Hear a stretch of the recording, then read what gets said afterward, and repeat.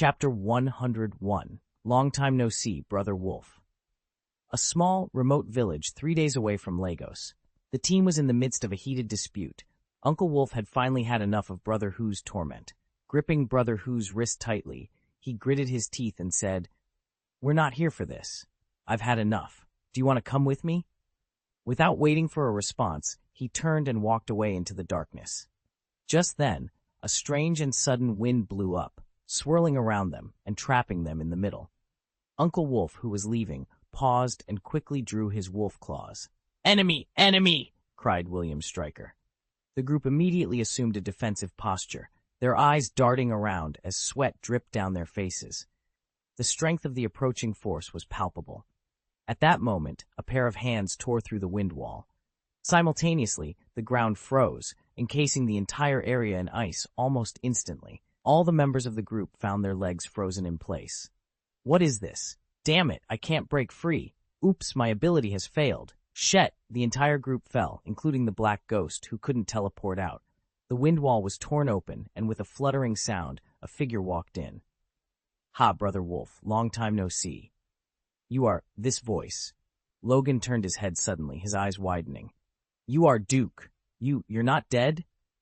53 years later, Duke looked exactly the same as he did during World War I. "Brother Wolf, cursing me to death as soon as we meet isn't very friendly, is it?" Duke curled his lips. Logan didn't yet have the title of Wolverine. The name Wolverine was only engraved on the nameplate, remade when he was injected with adamantium alloy. As for the title, Brother Wolf, it was Duke who used to call him that. Logan had called himself a wolf, but he was still not Wolverine. If he had to choose a breed, Logan thought of the dire wolf. Interestingly, the dire wolf fought a saber-toothed tiger, much like Logan versus Victor. However, both the dire wolf and the saber-toothed tiger were eventually buried in the La Brea tar pits. "Sorry, I mean you haven't changed much," Logan shrugged, then pointed to the ice on his leg. "But freezing me as soon as we meet isn't very friendly either, is it?" He tried to break the ice with his bone claws, but it wouldn't shatter. "Ha ha ha! I froze you because I was afraid you'd get angry." Duke laughed, then looked at Victor. "Brother Tiger, your murderous intent has grown stronger." Victor's face twitched. Duke, his expression was a bit unnatural. Duke had once said during World War I that Victor would become more murderous over time. He had forgotten that statement, never expecting to see his old friend again after 53 years. Yes, Duke had arrived. Planning an adventure on Skull Island, Duke thought about taking Uncle Wolf along. Calculating the time, Uncle Wolf and Brother Who should be in South Vietnam. It was unclear whether William Stryker had already formed a special operations team. Given the South Vietnam War, Wolverine Logan and saber-toothed tiger Victor should be there. The United States had announced its withdrawal, but not all troops had left. According to Duke's inference, Uncle Wolf shouldn't have gone to Lagos, Nigeria, as the team formation was supposed to happen later. However, through the heroine's channel, Duke discovered that Logan had indeed gone to Lagos to find meteorites, atom and metal. The timelines in this world were converging. In Wolverine 1, Logan participated in the South Vietnam War, but Duke wasn't sure if it was 1973. In Days of Future Past, Logan went back to 1973, and then it was January. At this time, he found himself in New York, waking up in the bed of his boss's daughter, Gwen. He remembered that Gwen was quite attractive, with a good figure and notably long legs. It was January 1st, and in 13 days he would find himself in bed with Gwen again. It seemed that after Uncle Wolf left the group, he found a new job protecting the beau, Cess's daughter, and then things escalated between them. Although he could travel directly to Lagos, he didn't know the exact location of the small village he needed to find. So he went back to the boss of the robbed base to ask for directions, which scared the boss half to death. Strangely, the boss wasn't killed. Regardless, he managed to catch up. "Who are you?" asked William Stryker. "Do you know what you're doing?" At that moment, Agent Zero quietly took out his gun and loaded it with a click. Duke raised his hand and said, "Wait, if I were you." Bang! Bang! The gunshots rang out, and Agent Zero fell to the ground with 2 blood-red holes between his eyebrows. "If you don't do this kind of thing, you will die. Look, you're really dead, right? In the future, You have to listen to what others say. If you don't listen to the old man, you'll suffer. Understand? Forget it. You don't have a chance now. Reject. Rebound the target's attack. The team members were stunned. What had just happened? They saw Agent Zero secretly aiming to shoot, and then the gunshot rang out, but the mysterious Duke was unharmed, while Agent Zero was dead. In the future, if anyone wants to attack me, they must think twice before acting, because I can bounce back the enemy's attack. Everyone was in shock. Agent Zero died without complaint, simply because he didn't listen to others. William Stryker's lips twitched. "Who the hell are you?" "I see your face, and it feels a bit out of place," Duke said, looking at the young version of William Stryker. He couldn't accept it. After all, in Wolverine 1, Stryker was older, and in Days of Future Past, he was younger. On January 1st, in Wolverine 1, William Stryker came to find the meteorite adamantium alloy. That night, Uncle Wolf left the group, and they should have gotten the meteorite afterward, then led the team back. The group should have disbanded immediately. Then on January 1st, the time of Days of Future Past, Stryker went to the barracks to receive the group of mutant soldiers, but was stopped by his cousin. P.S. Forcibly connecting the timelines of the two movies might seem confusing, but it should be easy to understand after watching them. "What do you mean?" William Stryker was confused. What did Duke mean by saying his face felt out of place? "It's not important. Forget it. Big cousin won't meet you again," Duke said, curling his lips. The young William Stryker would die tonight. Naturally, he wouldn't go to the military camp to receive the mutant team on January 1st, and he wouldn't run into his big cousin. William Stryker was stunned again, having no idea that his own death was imminent. In Wolverine 1, Uncle Wolf was shot at the beginning. In Days of Future Past, at 19 minutes and 10 seconds, Uncle Wolf wakes up in New York. At 25 minutes and 45 seconds, William Stryker goes to the military camp to receive the mutant soldiers. Days of Future Past is set in 1973. Wolverine 1 had Uncle Wolf participating in the war, but it wasn't clear if it was 1973. By changing the time to 1973, the timelines of the two films can be tightly connected. End of this chapter. Chapter 102, The Right to Choose. "Hey, Duke, what are you going to do?" Logan asked loudly, clearly confused. Duke smiled but didn't say anything. He simply raised his hand and waved lightly. Everyone who had been frozen in place turned around to face the center of the circle. Most of them had been guarding outward, so they had their backs to Duke. Now they could see and talk to him directly. "I don't want to do anything drastic. I just want to inform you that 2 people here today must die. As for who dies, the choice is up to you," Duke said with a smile. "Duke, what are you doing?" Logan shouted, anger rising in his voice. "Oh, by the way, this guy is already dead, so only one person here needs to die," Duke said, glancing at number 0, who had 2 blood holes in his forehead. With a wave of his hand, 10 ice hammers appeared out of thin air, each about as thick as a finger and as long as a forearm. The ice picks floated towards Logan, Spectre, Wade, Meatball, and Electric Man in pairs. One ice pick pointed to Victor and the other to William Stryker. Victor was stunned for a moment before he erupted in fury. "Duke, what do you mean?" Logan was also taken aback. "Stop joking." But he could tell that Duke was serious. "I'm not joking. 2 people have to die today.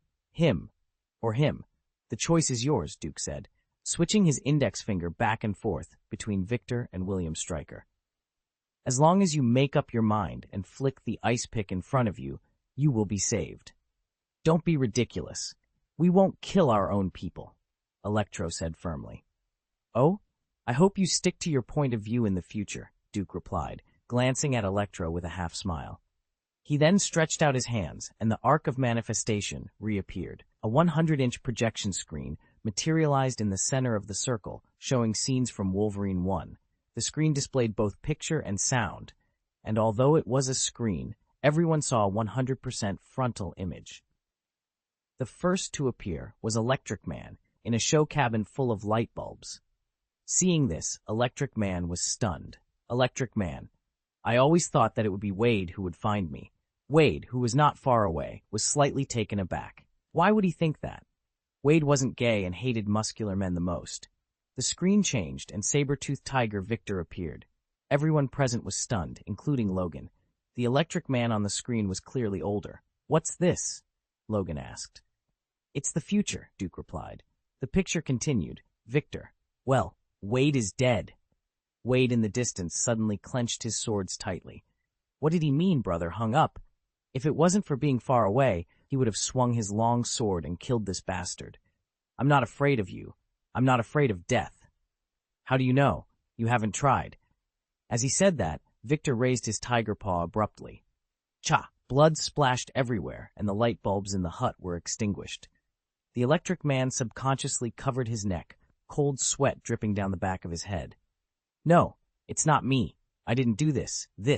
Victor shouted anxiously. But he had a vague feeling that it might really be him who did it, in the future. The next picture left him speechless. On the screen, he took out a test tube to collect Electric Man's blood, filled it, and then turned and left. "What do you mean?" Logan's eyes were wide with confusion and anger.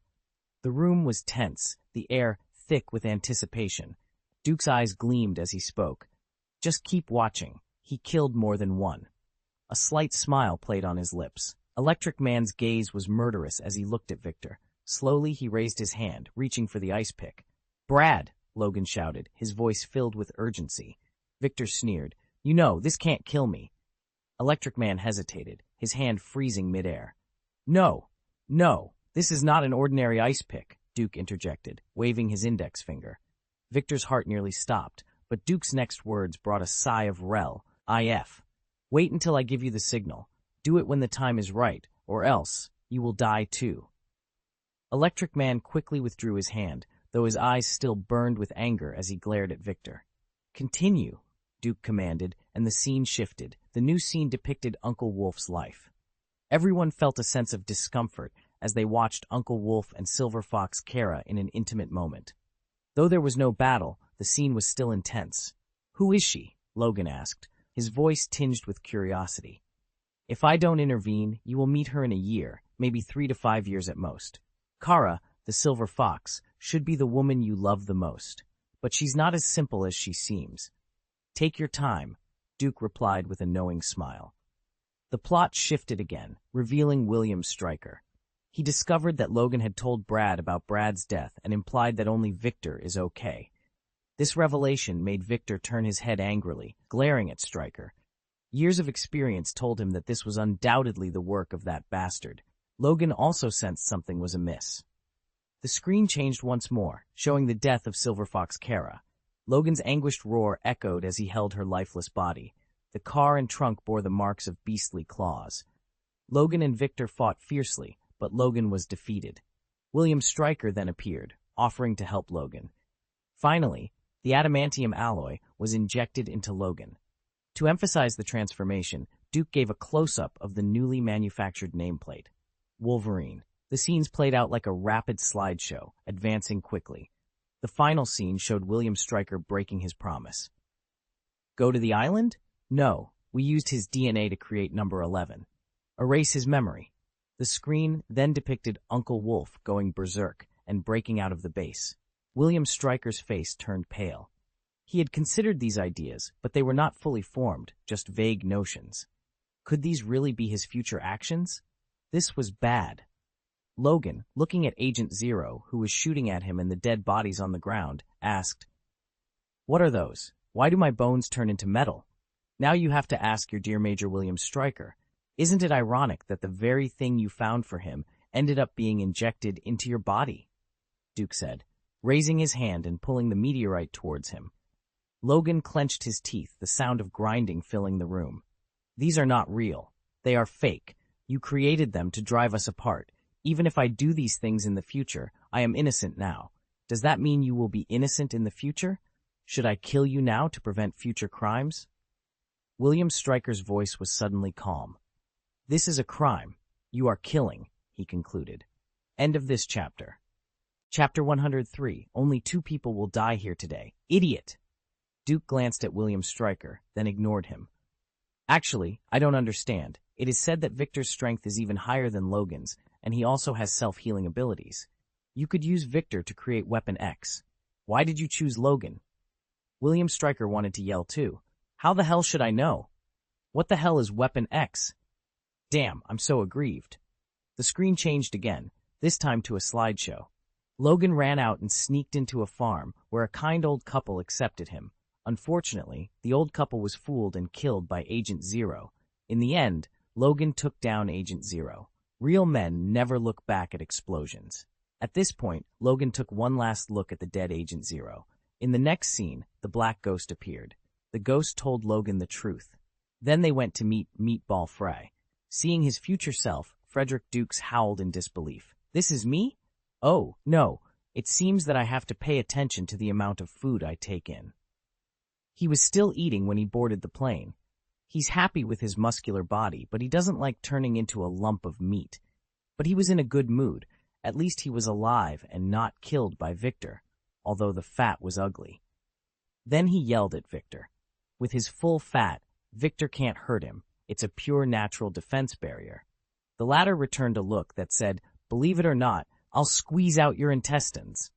Meatball told Logan the truth. As a result, the mutants present were all angry. Regardless of other things, the matter of arresting mutants for experimentation had already aroused the anger of the mutants present.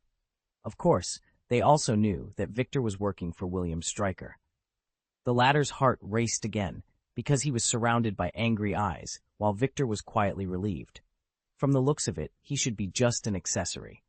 If the main criminal is dead, he won't kill these brothers in the future.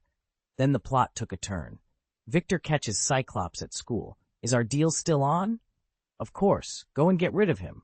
Wait, what deal? Victor asked quickly. How do I know? Duke glanced. You think you can see everything by looking into the future? Well, don't worry. You'll see it later. Then the screen flashed, and it was the scene where Victor crushed the ghost's spine and took blood. Hey, buddy, don't look at me like that. It's already confirmed that he is behind the scenes. I must have been caught by him. Victor quickly defended himself. I'm not deaf yet. What I heard seems to be deal, Ghost said coldly. God knows what this is. What the hell? Fuck. Crab. I shouldn't have come here. Victor cursed violently. Logan broke into the base and saw the dead lover, Silver Fox Kara, only to learn that Kara was also sent by William Stryker. All of this was false and untrue. Then Victor jumped out. You can't let him go. You can't beat him. Then give me super alloy injections. We agreed. Your test results are back. You're going to die from the injection. If he can bear it, so can I. No, you cannot.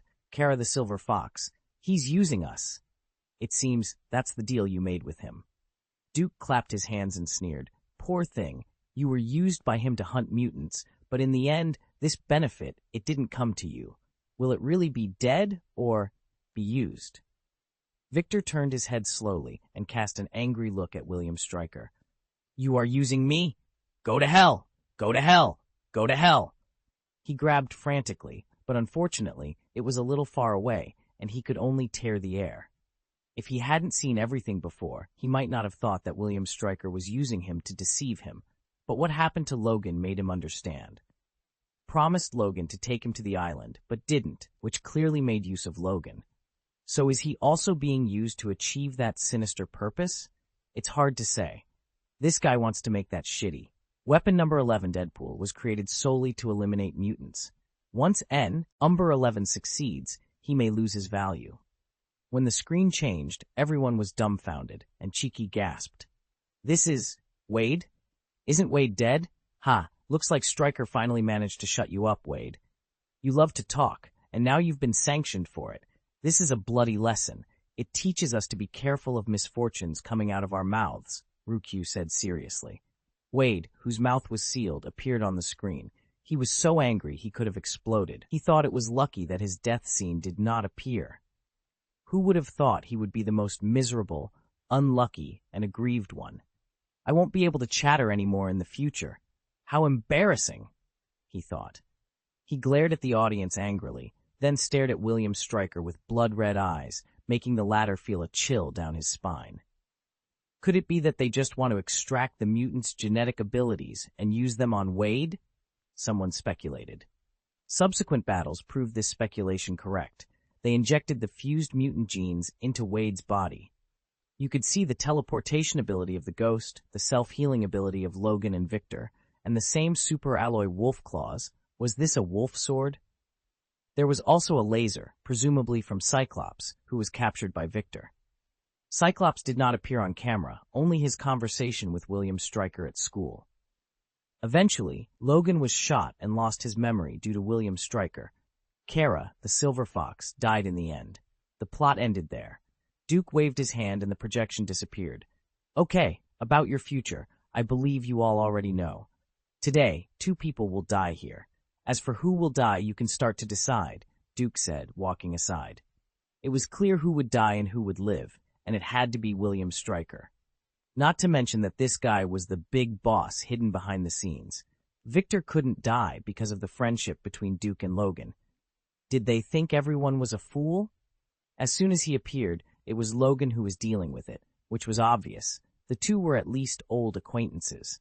If Victor were really going to be killed, Logan would definitely take revenge, and if he failed, he would be targeted by Duke. Ha ha ha ha, you really think? William Stryker laughed, knowing he couldn't live, so there was no need to beg for mercy. No one cared whether these scenes really happened in the future. They just hoped to survive today. Only 2 people would die today. One agent, Zero, had already fallen, and he was the only one left. It was a pity he couldn't finish talking. Go to hell! Wade didn't use the ice pick, but threw his knife directly, piercing William Stryker's neck. The man who disturbed the world of mutants clutched his neck and fell down with bloody froth. End of this chapter. Chapter 104. I just want to know where she is. The long sword pierced through his neck, rendering him unable to speak, with the sound of blood frothing in his mouth. Someday, someone will finish my work. You will become mutants. No, it won't end. Duke walked over and said condescendingly, Do you mean Sentry? I'm sorry, but it won't be born. You can leave at ease. You, William Stryker's eyes widened suddenly. How do I know? Since I know about your X-Weapon project, do you think Sentinel is a secret? Your time is up. The rest has nothing to do with you. Duke suddenly grabbed the handle of the knife, yanked it out, and then threw it back to Wade. Goo! William Stryker's eyes bulged as he clutched the sides of his neck, trying to stem the flow of blood. But it was futile. Gradually, his hands fell limp, and he collapsed to the ground, his bloodshot eyes staring blankly. Duke snapped his fingers, and the ice that had frozen everyone melted away. The ice cones suspended in front of everyone disappeared. Although they were free, no one dared to move. Thanks. Wade shook off the blood on the blade and nodded at Duke. If it weren't for you, my end might have been much worse. Oh, crap. This guy actually dared to seal my mouth? Duke glanced at him. Ahem, I'll shut up. Wade quickly zipped his mouth. He probably wouldn't be chatting endlessly for a while, reminded of the scene where his mouth was sealed. Okay, now it seems that the task has failed. What should we do next? Fry, the meatball, asked. It's probably impossible to go back now. The plane won't take us, Ghost said. I have blocked the communication so they can't find us for the time being, the Electric Man said. Fortunately, that guy didn't prepare our materials, Wade shrugged. Duke raised his hand, and a white portal appeared. This is a portal to the suburbs of New York. I believe you will find a way to get back. A group of people stood stunned. Wasn't this too convenient? They immediately thanked Duke and walked through the portal. Thanks. If there's a need in the future, I'm obliged to help. Same here. Thanks again, but I hope we don't see each other again. Duke suddenly shouted, Wade. Anything else? If you get cancer in the future, come to New York Karazhan to find me. Cough cough. What, cancer?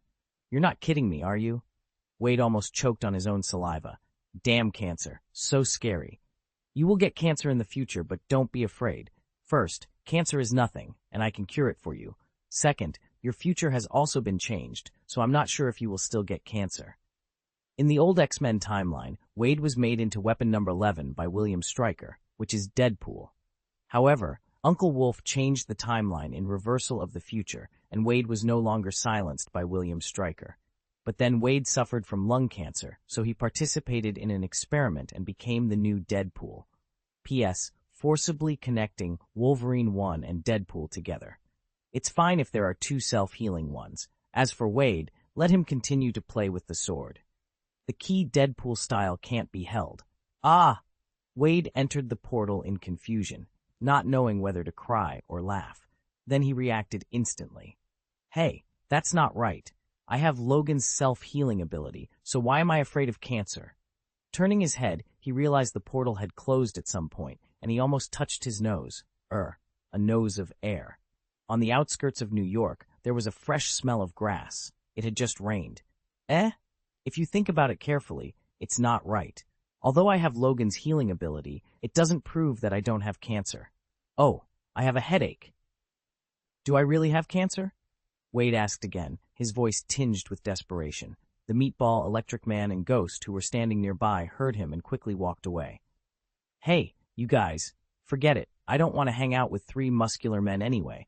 I'll go this way, Wade muttered, changing direction and heading towards the other end. Meanwhile, in Lagos, Victor was about to step through a portal when it suddenly vanished. What? What does this mean? He exclaimed in frustration. Duke, who had been observing, couldn't help but smile. He had always liked this version of Victor, finding his evil charm intriguing. Unlike the brainwashed and mindless version from X-Men 1, this Victor had a certain wildness that was fascinating. I came to you not just to change your miserable future, but for something even more interesting, Duke said, tossing a meteorite in his hand. Of course, we need to get rid of this first. It's bad luck to keep it around. Going to kill God again? Logan asked, his curiosity piqued. God? Well, in a way, yes, but it's not the god of killing. It's the opponent of the god of killing, Duke corrected. The opponent of God? Logan was intrigued. Don't worry about what kind of opponent it is. Hey, Duke, do you know what this thing is? I believe this guy is tricking me to use me. I must be able to hold on. Give me a superalloy injection, Kurt interjected, showing no fear as he kicked William Stryker, who lay on the ground. Honestly, I don't know if he's using you or if you're going to die. But one thing I'm sure of, Duke began. What's that? Kurt asked. This thing strengthens the bones and will replace your bones with superalloy. Logan's ability happens to be bone spurs, so it will be replaced with superalloy claws. And you, well, you have nails, Duke explained. Victor raised his hand and looked at his claws, beginning to understand. Even if you are injected with superalloy and survive, your defense will only be stronger. There won't be much gain in attack. Victor suddenly hated his claws. He had always thought they were convenient and less painful than his brother's abilities, but now, strictly speaking, nails are a thyroid structure, part of connective tissue, primarily composed of keratin. Strengthening can only enhance bones. Could it be possible to turn his nails into superalloys? Victor felt frustrated and lost interest in the meteorite. He approached Logan. Jimmy, things in the future don't count. It's all about that bastard, Victor said. I know. Logan replied, glancing at him before turning to Duke. Where is she? Who? You mean Carla? You don't like her, do you? That's just your future daughter-in-law. You have a completely new choice now. For example, after returning to New York, you could sleep with the boss's daughter and sleep with her several times, Duke teased. I just want to know where she is, Logan insisted. End of this chapter. Chapter 105. You are like my friend. Her name is Carol Danvers. South Vietnam. Ship Harbor Air Force Base. Night. Heavy rain. Colonel Packard, you have a call, the guard pointed to the phone booth. I'm Packard, he answered. Packard, this is General Ward. Can you take on another mission? I'm ready, sir. Don't rush to answer. You're preparing to return home. Are you sure you don't need a break? Whatever order I receive, I will carry it out, sir. Don't get excited. The Landsat program has discovered a new island. On board, later that night. Mason Weaver, photographer, a woman dressed casually with a camera backpack, introduced herself. I've been in South Vietnam for 2 years. What have you been doing? The colonel, who resembled a soy sauce marinated egg, scrutinized her credentials. Working for the research observation team. You've got guts, and you deserve respect, but it's people like you who have made us lose support back home. Are you blaming those of us without guns for losing the war? Cameras are more dangerous than guns. We didn't lose the fight, we just stopped fighting. Weaver didn't respond, just smiled politely, took her documents and boarded the boat.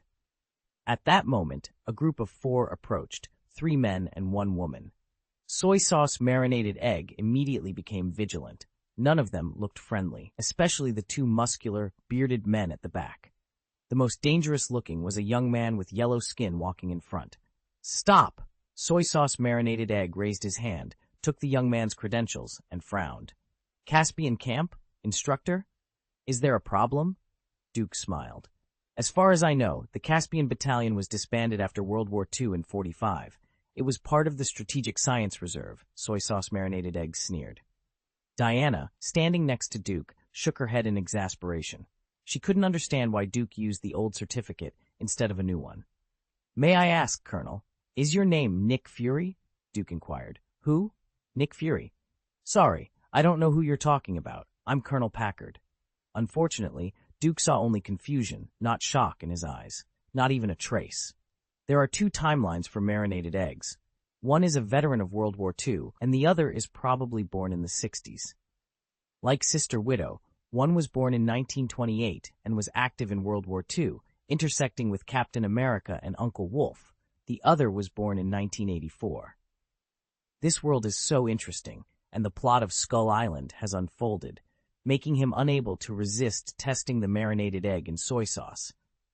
Although he knew about the Strategic Science Reserve, he didn't know that after the war, it was reorganized into the Strategic Homeland Intervention, Enforcement and Logistics Division, or SHIELD for short.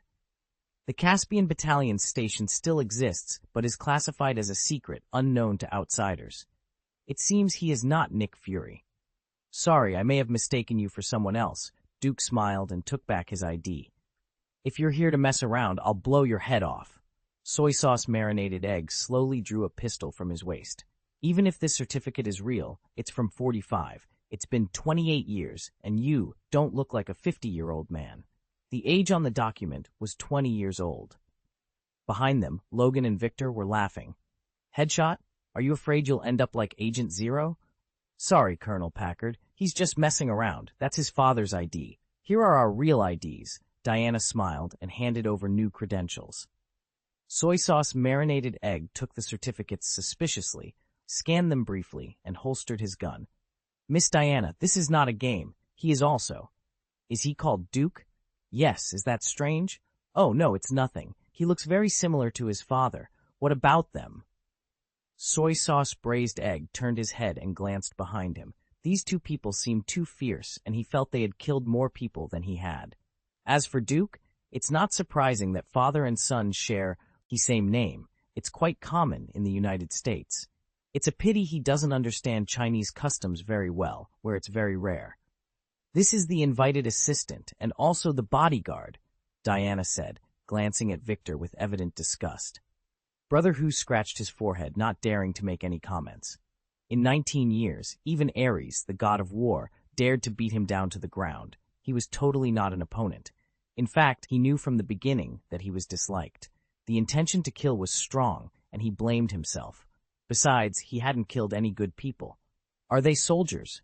"We are all soldiers here, so we don't need them." Soy sauce braised eggs still felt that these two were dangerous. "Trust me, you will need them," Duke said, patting soy sauce braised egg on the shoulder and taking Logan and Victor aboard. "You." Diana quickly stopped her. "Colonel Packard, since you are all soldiers here, don't you care about two more?" Braised egg thought for a while, then nodded in agreement. "Okay, Miss Diana, I'm doing this to save you, please." He couldn't afford to offend her. This was the secretary of the White House. In ancient times, this was the duty of supervising the army. "Thank you." This time, only she and Duke came, while Carlos and Samir stayed to look after the battlefield on the other side. Soon, a small meeting was held. "Hello, I'm Novice, field commander for the Landsat program."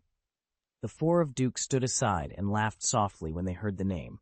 "Honey, this name is too unique, Novice. You are going to die."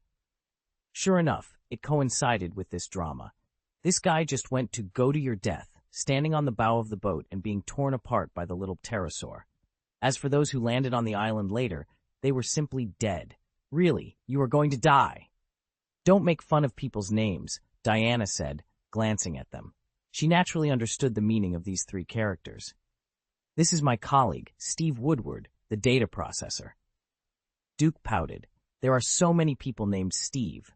The The following introduction of the plot didn't interest him, so he quietly went out. Hello.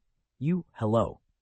Mason Weaver was listening carefully when suddenly a person appeared in front of her, and she was taken aback for a moment, but still shook hands politely.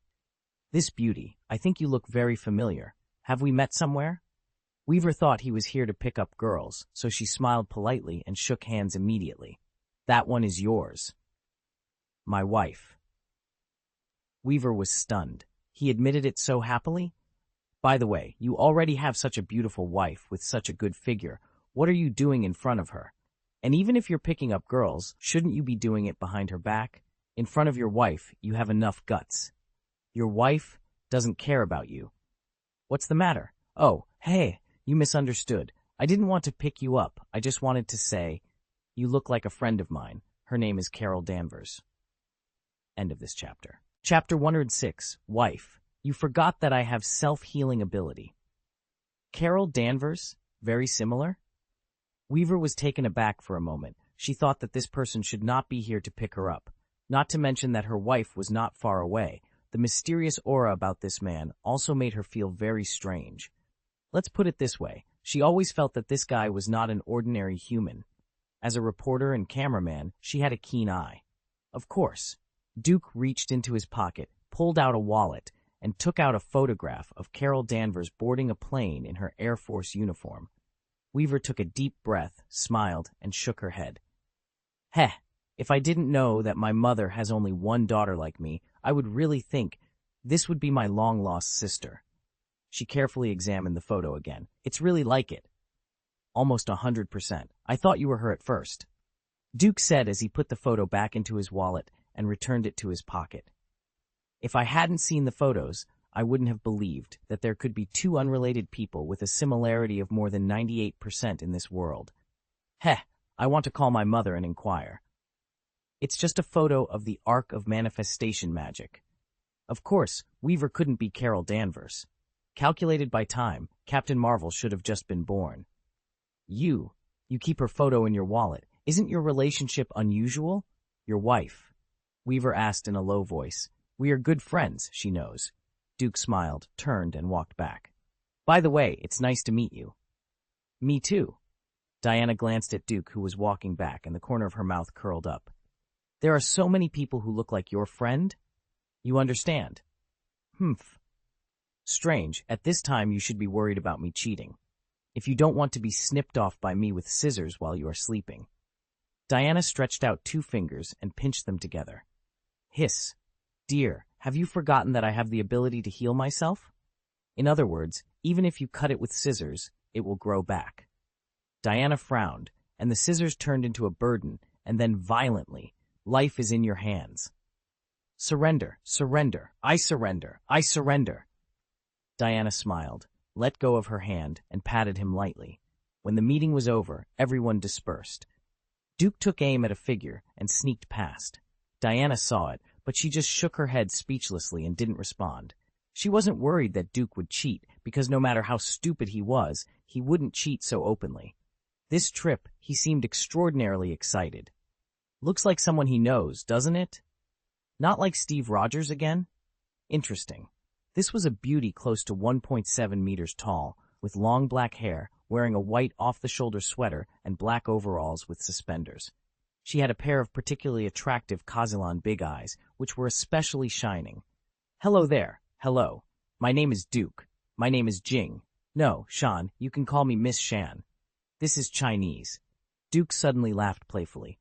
You just said a word. Jing?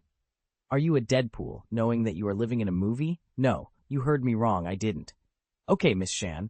Mr. Duke, why? Do I look like a friend of yours? Shan smiled. Obviously, she had heard the conversation between Duke and Weaver just now. Then I'll go back first, and you should also pay attention to rest early. The Black Brooks next to him left with great insight. Yeah. Shan smiled and waved her hand. Duke glanced at the black man who left and continued. Although you do look like someone I know, I'm not friends with her. We just know each other. Well, I know her, but she doesn't know me. Is it? Shan flashed her beautiful Kazilan big eyes, clearly curious about Duke. To be precise, she was curious about people of the same skin color. There were only 2 of them on this boat, so it was inevitable to be closer. In this era, it is not uncommon for Chinese men to marry foreign women, but such cases are still relatively rare. Most Chinese people living abroad tend to stick together for mutual support.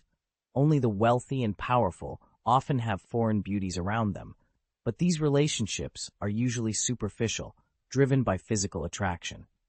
Discrimination against Chinese people is still prevalent in many places. Therefore, it was quite surprising for her to see Duke with a striking foreign beauty like Diana. "Don't worry, with me here, this journey will not be dangerous," Duke reassured her, patting her on the shoulder before turning to leave. "It's getting late, go to sleep." Shan tilted her head, watching Duke walk away, and muttered to herself, "What a strange person." She then shrugged off her thoughts and returned to her room. Meanwhile, Do-sen quietly entered the restricted area, feeling puzzled. He discovered it was filled with ammunition and weapons. U.S. armament ammunition box, 600 rounds of ammunition, caliber 7.62 millimeters, intended for aerial shooting. He used a lighter to illuminate the ammunition depot, careful not to accidentally detonate anything. "What are you doing here?" Weaver's voice startled him. "What are you doing here again?" Do-sen retorted. "Why do you need explosives for geological surveying? Do you believe what they say?" Weaver took pictures with her camera as she walked. "I thought you were busy chatting." Conrad smiled. "What do you think of that man?" "Who, Duke?" "Yes," Conrad replied, still smiling. "Why do you ask me?" "I feel that he is different from us," Weaver said. "I'm not the same as you either, Ms. Battle Photographer," Conrad remarked. "Anti-war photographer, sir," Weaver corrected him. Conrad shrugged. "All right, I agree with you. He does seem to be here for fun." "Fun?" Weaver was taken aback. "Can't you see? Everyone here is tense. The Landsat team and the Resource Exploration team are serious about their scientific research. They are on high alert, wary of the unknown. I, too, am cautious. And you're worried about people seeing you take pictures," Conrad explained. Weaver pouted, but put away her camera. Only those 4 have relaxed faces. Some of them even look joyful," Conrad continued. "You mean they're here for an adventure?" Weaver's eyes widened. At that moment, a voice suddenly interrupted them. "Not exactly, but close enough. Who?" They turned their heads in unison. "The next chapter will be released on the 1st of next month. Stay tuned." End of this chapter. Chapter 107. What is her ultimate goal? "It's you?" Weaver froze for a moment, staring at the unexpected figure before him. Conrad remained silent, his eyes narrowing. "It seems impolite to talk about others behind their backs," Duke said, walking over with a smile. "It's impolite to criticize others behind their backs. This is just a normal discussion," Conrad retorted. "Okay," Duke nodded, then suddenly slapped Conrad across the face. The force of the slap sent Conrad flying before he could react, the wind from the blow rustling through the air. The scene grew tense. "Hey, you're not going to fight, are you?" "We just said a few words," Weaver protested, feeling a surge of anger. Duke ignored Weaver's outburst. He raised his foot and took a step forward, and an ice snake formed on the ground. The ice snake slithered over like lightning, wrapping itself around Conrad's legs and climbing up his body. In an instant, Conrad was encased in ice, shivering from the cold. Who are you?" Weaver was so startled that he couldn't close his mouth. Despite his fear, he quickly took out his camera and began snapping pictures. "Hiss, you! Who are you? What do you want to do?" Conrad stammered, his teeth chattering from the cold. "The ice snake will freeze you into an ice sculpture within a minute. Try to free yourself," Duke said calmly. A hiss. How can I explain it?" Conrad struggled to speak. "Use your magic," Duke instructed. I know PP's magic. Have you misunderstood the person?" Conrad stuttered, clearly terrified. Weaver, still taking pictures, was also confused. "He doesn't look like someone you know, does he?" "Well, an evil person," Duke said, then added silently to himself, "an evil god." "What?" Weaver asked, bewildered. You must have recognized the wrong person, Conrad said, his body now frozen to the ground. His lips had turned a severe shade of purple from the cold. "It seems that you are not Loki," Duke concluded. He waved his hand, and the ice snake disappeared instantly. He then pulled Conrad towards him and injected warmth into his body, dispelling the cold. Am I okay?" Conrad touched his arms in amazement, feeling the warmth return to his body. He had thought he was about to freeze to death. Is Loki the Norse god of mischief? Duke didn't respond. He turned around and walked out, deep in thought. This world was so interesting. It wasn't purely Marvel, nor purely DC, nor a pure comic world. There was King Kong and the Emperor's plan. Who knew what kind of mutations would happen to the characters in it? He knew Weaver wasn't Carol Danvers because the timing and character traits didn't match. But Conrad, what if Loki had really changed? After all, Loki often traveled between the 9 worlds. Who knew if Conrad had been replaced? Although this might not be a big deal, Duke still needed to experiment to be sure. In the past 30 seconds, he hadn't perceived any magic fluctuations. You work hard. If you live another 40 years, you will meet the god of mischief who is just like you, Duke said, waving his hand. His figure disappeared, leaving the two even more confused. Oh, by the way, be careful. This journey is very exciting. His words floated back to them, tightening their hearts. The task this time was really not that simple. In 2012, the old gray-haired Captain Conrad was dumbfounded when he saw Loki causing chaos in New York on TV. Weaver had an earlier encounter.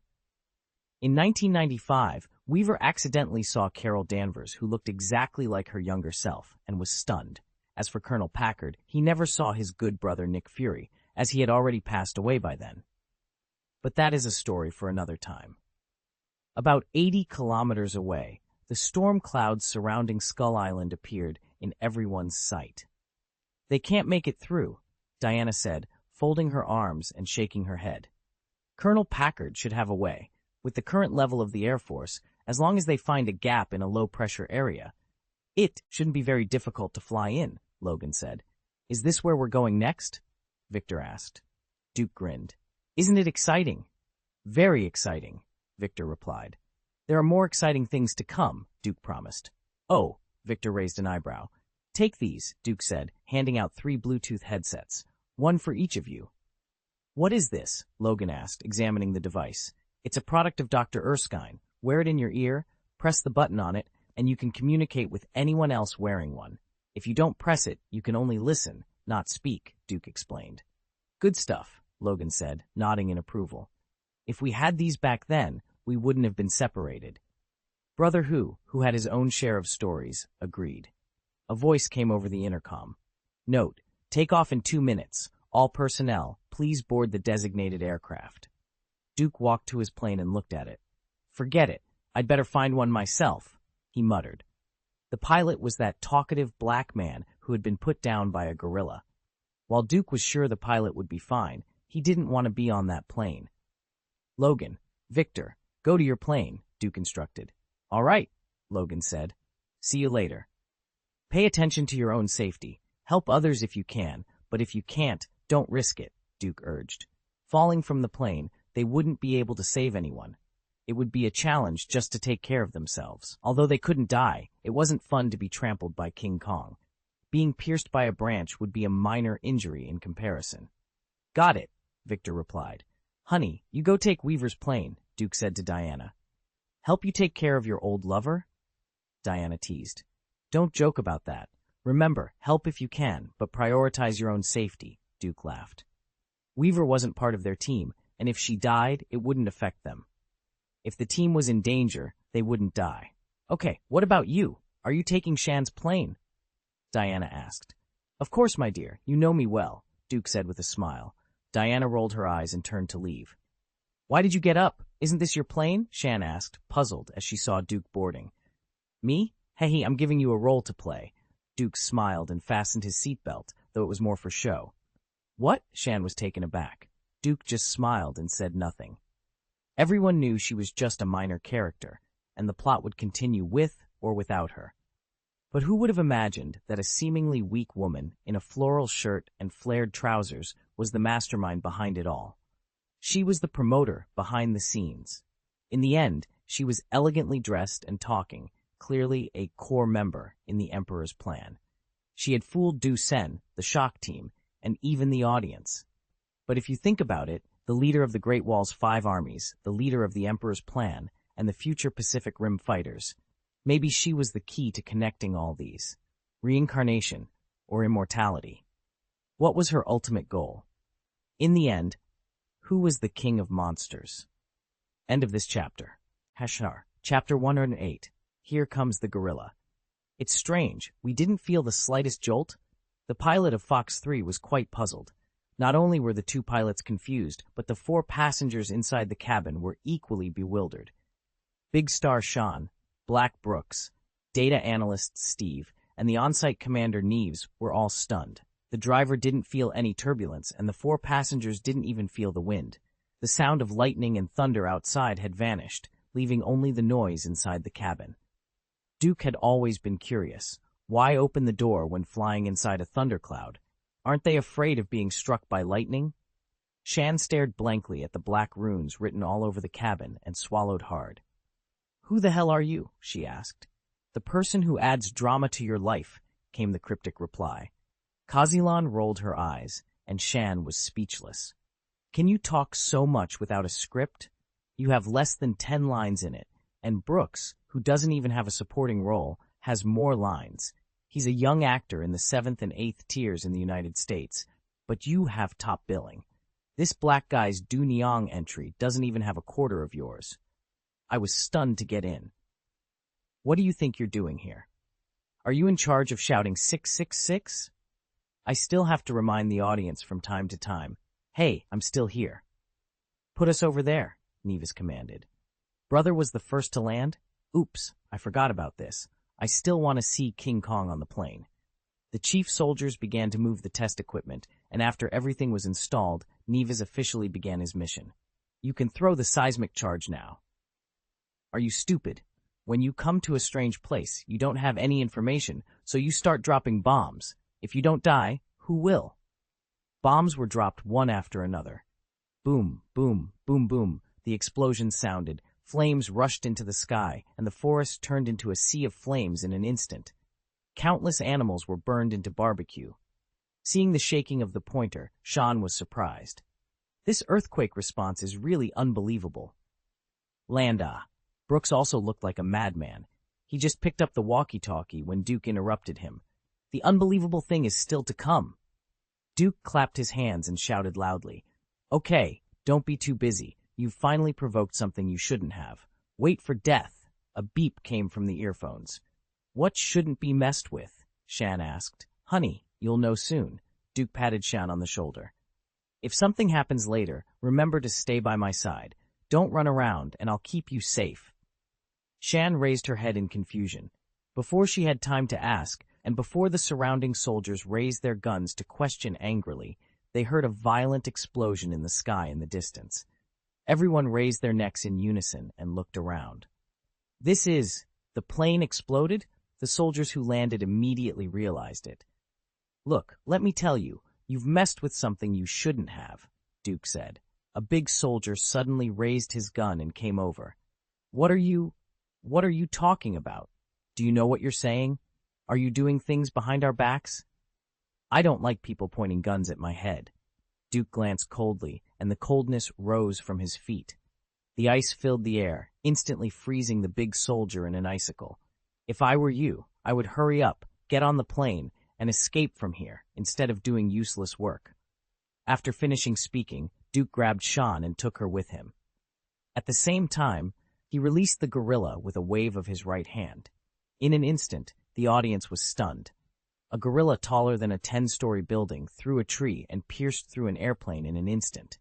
Then, with a big paw slap, there was another. With a simple pull of both hands, the plane was split into 2 halves. Grabbing one half, the giant monkey hurled it like a stone, causing the 2 planes to burst into violent sparks in the sky. The fleet circled 360 degrees, firing intensively, but their efforts had no real impact on the enormous gorilla. It was too large for even a headshot to be effective. The artillery bullets could only penetrate the thick skin of the gorilla by a few tens of centimeters, rendering them useless unless they hit its eyes. Planes were shot down one after another. No. Seeing this scene, the soldiers on the ground shed tears of pain for their fallen comrades. "You still have time to cry? The gorilla will be killed here soon." Suddenly, the audience fell silent. "Doodle, do you want to kill it?" Diana asked. "No, our target this time is not it, but its enemy. My dear, pay attention to safety and move closer to me after landing, Duke said. Although it was unlikely for the heroine to get hurt, he still had to be concerned. No matter how strong a woman is, she still needs a shoulder occasionally. Understood. Sean became nervous and hugged Duke's arm tightly. Enemy? What enemy? The enemy of the 30-meter-high orangutan? Oh my God, the gorilla's enemy must also be dozens of meters tall. God, has she come to hell? Did you already know? Why didn't you tell them? Shan asked. Them? You should say us, right? Oh, I forgot, you already knew that too. Duke smiled and blinked. Shan hesitated, of course, she knew it, but she was not sure it really existed here. On the plane, Logan and Victor were both in a daze. Oh, class shit! Logan frowned slightly. It's really exciting. It's really exciting to be hit by Duke. It's so exciting. Victor laughed loudly. However, before he could finish laughing, a large soldier was thrown over, causing the propeller to fail, and the plane slanted and plunged into the woods. Oh, fake! Logan, let's go, Victor said, jumping off the plane first. He could jump from a tower of 1,000 meters, so this height was nothing. Logan hesitated. When the plane was about to hit the trees, the driver's door was torn open, and he grabbed each pilot with one hand and jumped to the other side. When they were about to land, he threw them out flat to alleviate the impact of the high-speed fall. The two soldiers only suffered some skin trauma, while Logan aggravated the landing impact and broke his waist, lying on the ground unable to move. Just then, the plane crashed down. You really want to be a bad guy.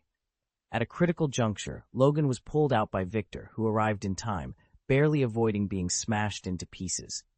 Thank you, Logan said. The two soldiers also ran over in a hurry. Are you all right? Logan's broken back healed quickly. Why do you really hope something will happen to me? No, of course not. I just want to. I'll talk about my thanks later. Let's get out of here quickly, Logan said, running away with Victor. They couldn't tell the direction, but the urgent need was to stay away from the battlefield and regroup later. It's the first time I've seen such a big monkey. I opened my eyes today, Victor shouted while running. Ha, that's a gorilla, not a monkey, Logan said, still serious. Suddenly, his expression changed, and he kicked Victor away. Be careful. A towering tree fell down. You're really going down, Victor said, rubbing his waist as he stood up. Oh, I gave it back to you. End of this chapter. Chapter 109, Guerrilla Language. Sure enough, the flames of war reached the test team. Not far away, a gorilla the size of a hill leaped over, leaving the test team dumbfounded. They hurried to the back of the box, trying to avoid being seen. Shan also wanted to move, but Duke held her tightly. Stay by my side, it's okay, Duke reassured her. After crushing a few soldiers, King Kong was surprised to find a man who wasn't afraid of it. Enraged, it stomped heavily with its massive foot. Ah! Shan screamed. It was a good thing she had written down the formula earlier. Give a woman a fulcrum, and she can crack the earth with her vocal cords. While she was fine, Logan and Victor were not so lucky. They were almost stunned.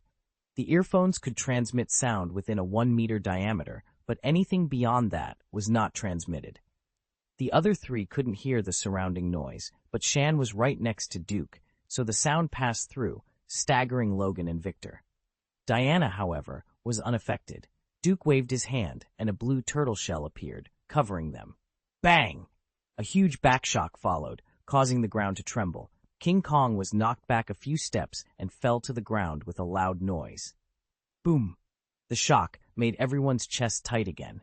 Everyone present was dumbfounded. What the hell was this turtle shell? More importantly, they were grateful for surviving the catastrophe. Shan was shocked and looked at Duke in a daze. Who the hell was this guy? King Kong was a little dazed by the sudden attack. It sat up, shook its head, glared at Duke angrily, and then swung its huge fist to smash down. At that moment, Duke stretched out his hand again, and a magic rune array glowing with purple light appeared outside the blue cover. Stop it! I'm not your enemy, and I'm not the same as them, Duke said. King Kong was taken aback. Everyone inside the turtle shell turned their heads to look at Duke in unison, their faces full of disbelief. Was he talking to an orangutan? Although this thing was huge, it was still an orangutan.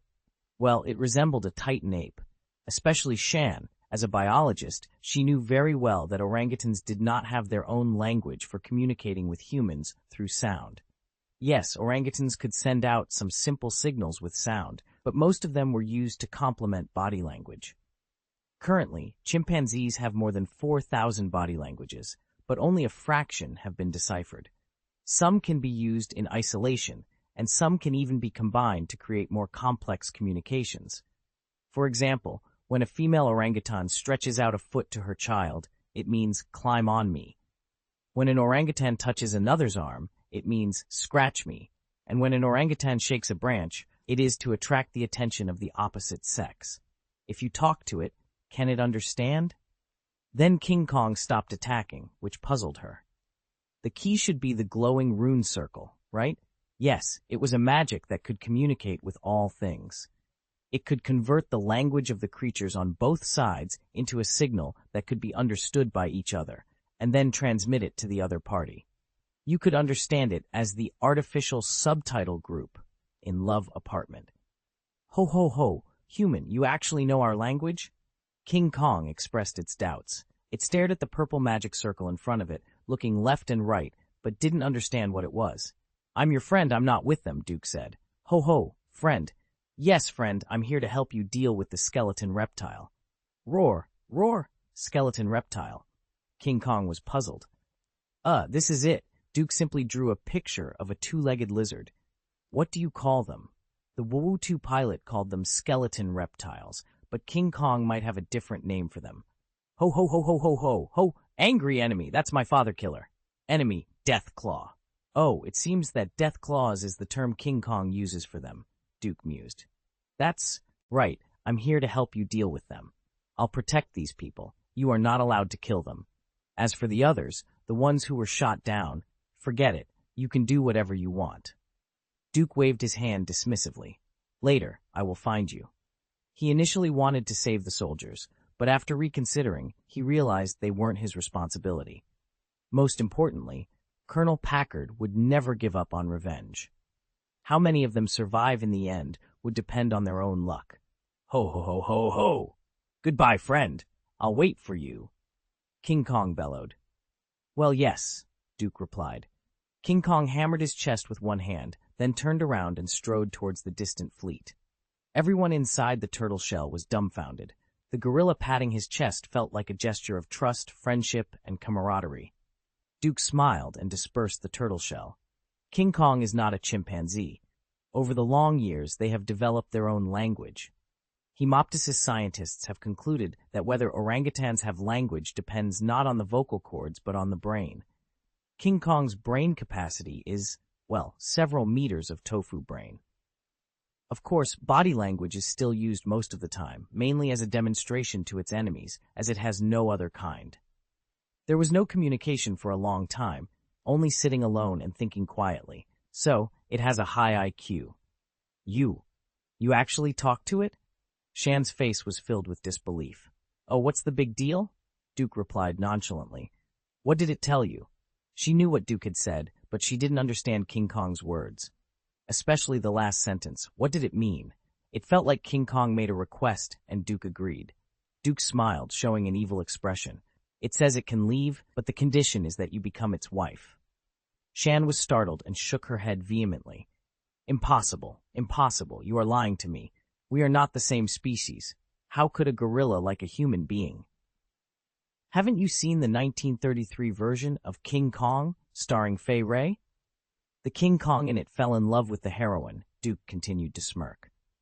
Neither the 1976 version nor the 2005 version had been released yet, so he had to use the 1933 version as an example. No, I haven't seen it, Shan trembled. I've seen it. The King Kong in it fell in love with the heroine Anne. The black boy Brooks raised his hand and said. Duke shrugged. See? You must be scaring me. No, yes you are. No, I'm not. You must be. No, I definitely didn't. The embarrassing dialogue continued.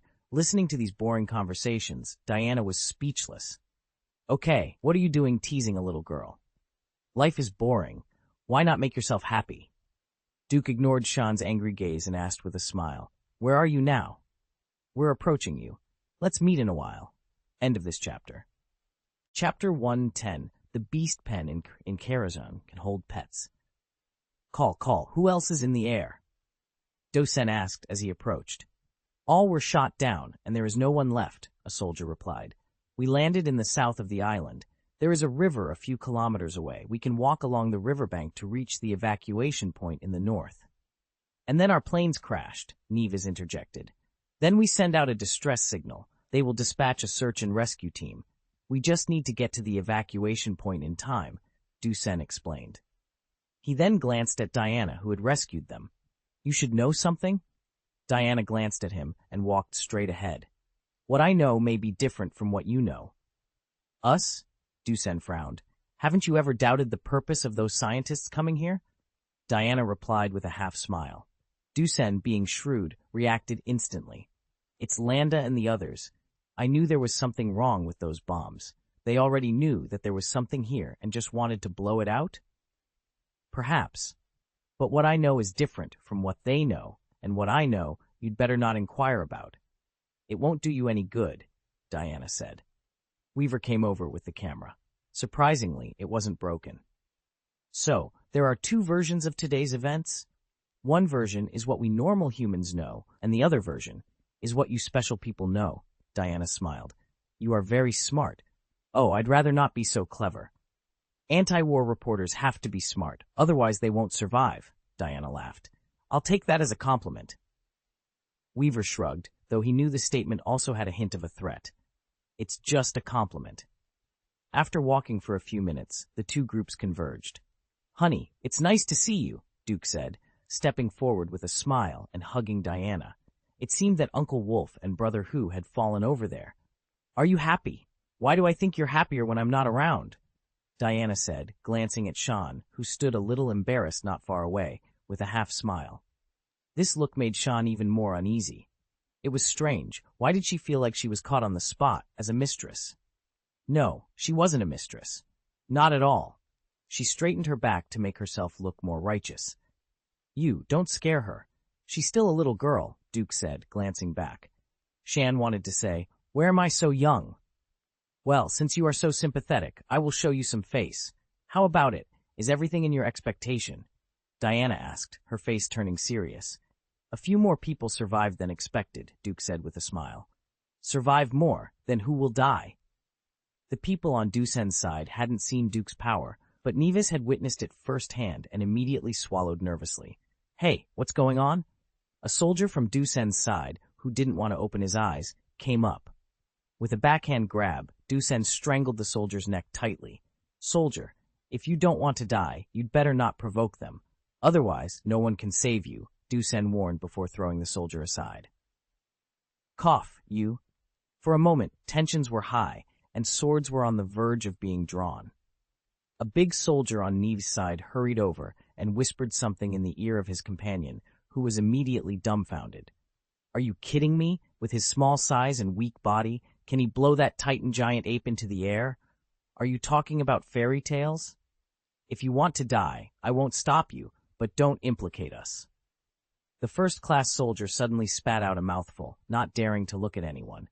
Duke, right? I think you should know something, right? I don't want to ask the purpose of your coming here. I just want to know what our group should do next, Docen asked. You have only two paths, Duke said as he manifested a 40-meter-long skeleton reptile, which frightened everyone so much that their hearts nearly stopped. The group was so terrified that they barely dared to breathe. Duke smiled and leaped onto Tam. He back of the reptile. This is King Kong's enemy, the skeleton reptile. King Kong calls it Dead Claw. Don't you want to know why I'm here? Actually, it's simple. I just want to capture these creatures and take them back with me. My place still needs a few watchdogs, and I think these will do just fine. At that moment, everyone had the same thought. This man is completely insane. They had heard of people raising lions and tigers, but never such demons. Weaver was secretly taking pictures, but Duke didn't care. He couldn't be bothered by her actions. Diana quickly understood his plan. Are you going to throw them into Karazhan? Yes, Duke confirmed. Karazhan's animal pen can finally be put to good use by housing a few skeleton reptiles. Diana thought Duke was crazy.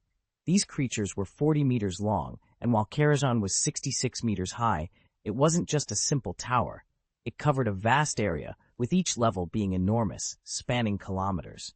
The outer area could even store the entire city of New York. Though 40 meters seemed huge, in Karazhan, it would be like a grain of rice in the palm of your hand. However, she found the creatures disgusting and didn't like them. Plus, they were enormous. How much food would they need every day?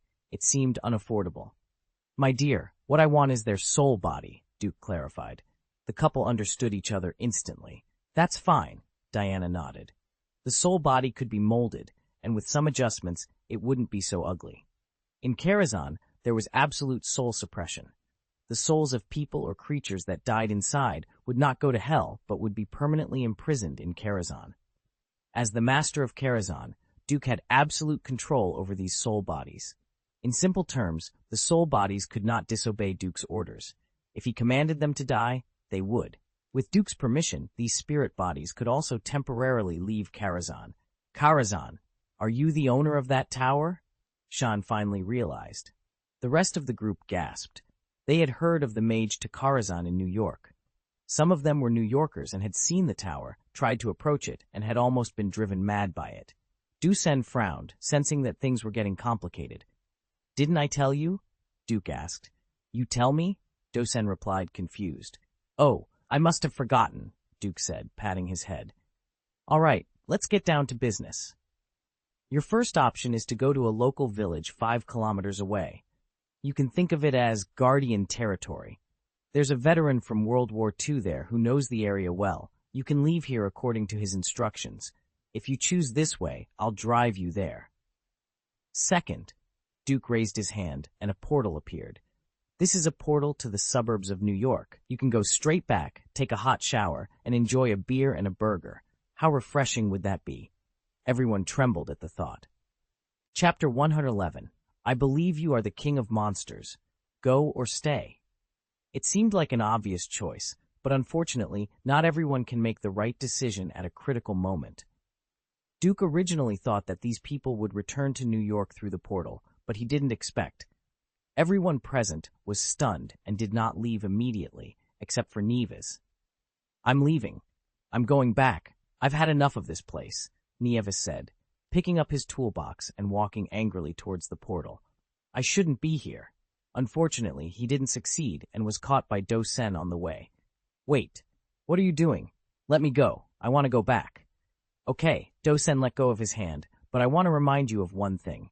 Your subordinates are here. What will happen to you if you go back alone? I think you should know." Nevis froze. The upper-class soldier looked down on this kind of fleeing the most and said sarcastically, "On the battlefield, such a person is running away, and if caught, he will be shot." Nevis shuddered. "Our people are scattered within a range of 10 kilometers, and there is a high probability that some of your men are alive. When they go back, what kind of charges will you face? Even if you escape the sanctions, the rest of your life will be filled with endless moral condemnation." Weaver glanced at Dusen.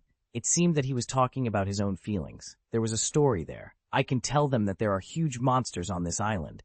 It's not that I ran away, but—" Nevis shouted. "Do you have proof?" "Aye." Nevis was stunned. The next moment, he ran towards Weaver. "There are photos, and there are photos to prove it." "What are you going to do?" Weaver became vigilant and quickly hid the camera behind his back. "Even if there is a photo, it can be said to be fake," Dosen said. There was no Photoshop at this time, but there were still means of fraud. And who would believe that a person is riding a devil lizard with 2 long claws on its head and a body length of 40 meters? Who would believe that? "I don't care about this. Just give me a picture."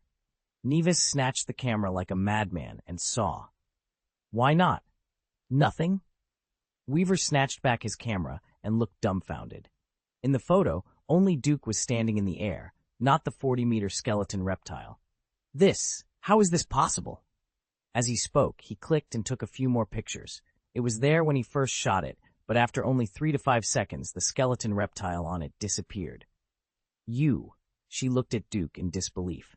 As for Neves, he had already fallen to the ground, his eyes completely empty. It was over. No evidence. Who would believe him when he went back?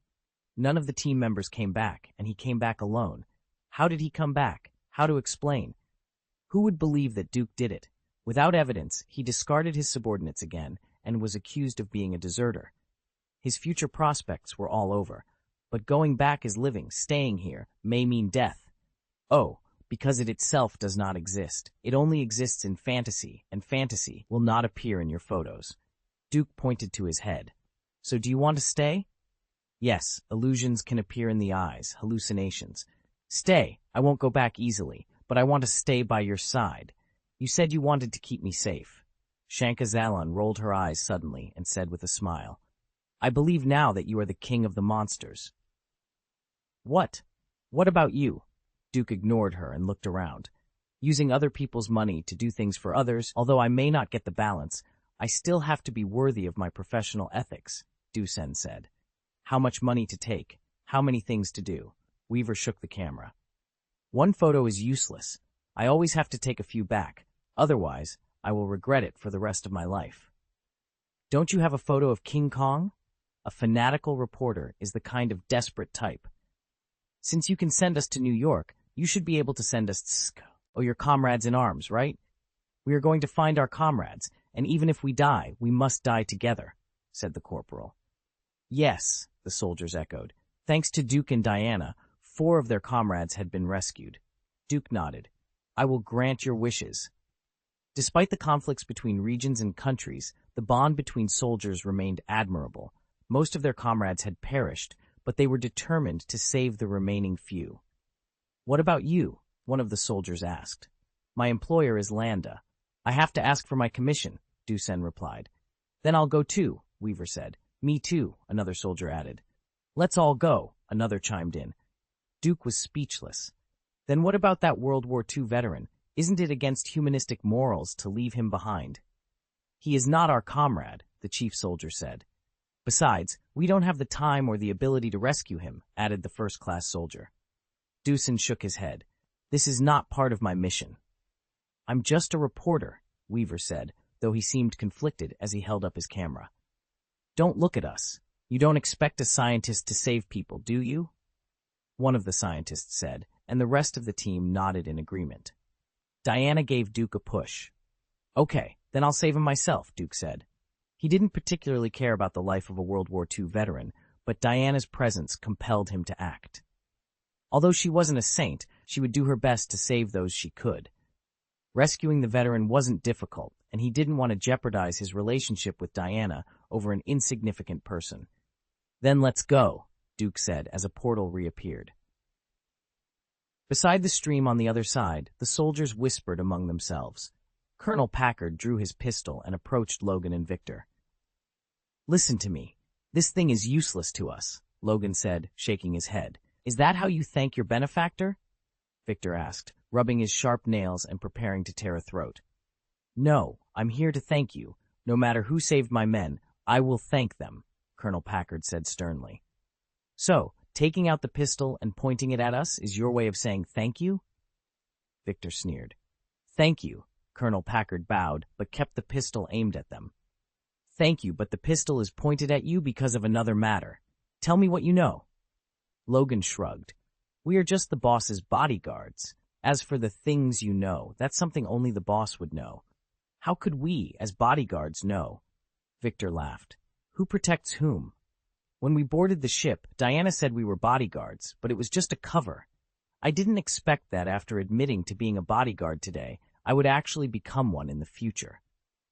If I were you, I would ask him, Victor said, pointing back with his thumb. I believe he should know something. Packard glanced back at Randa.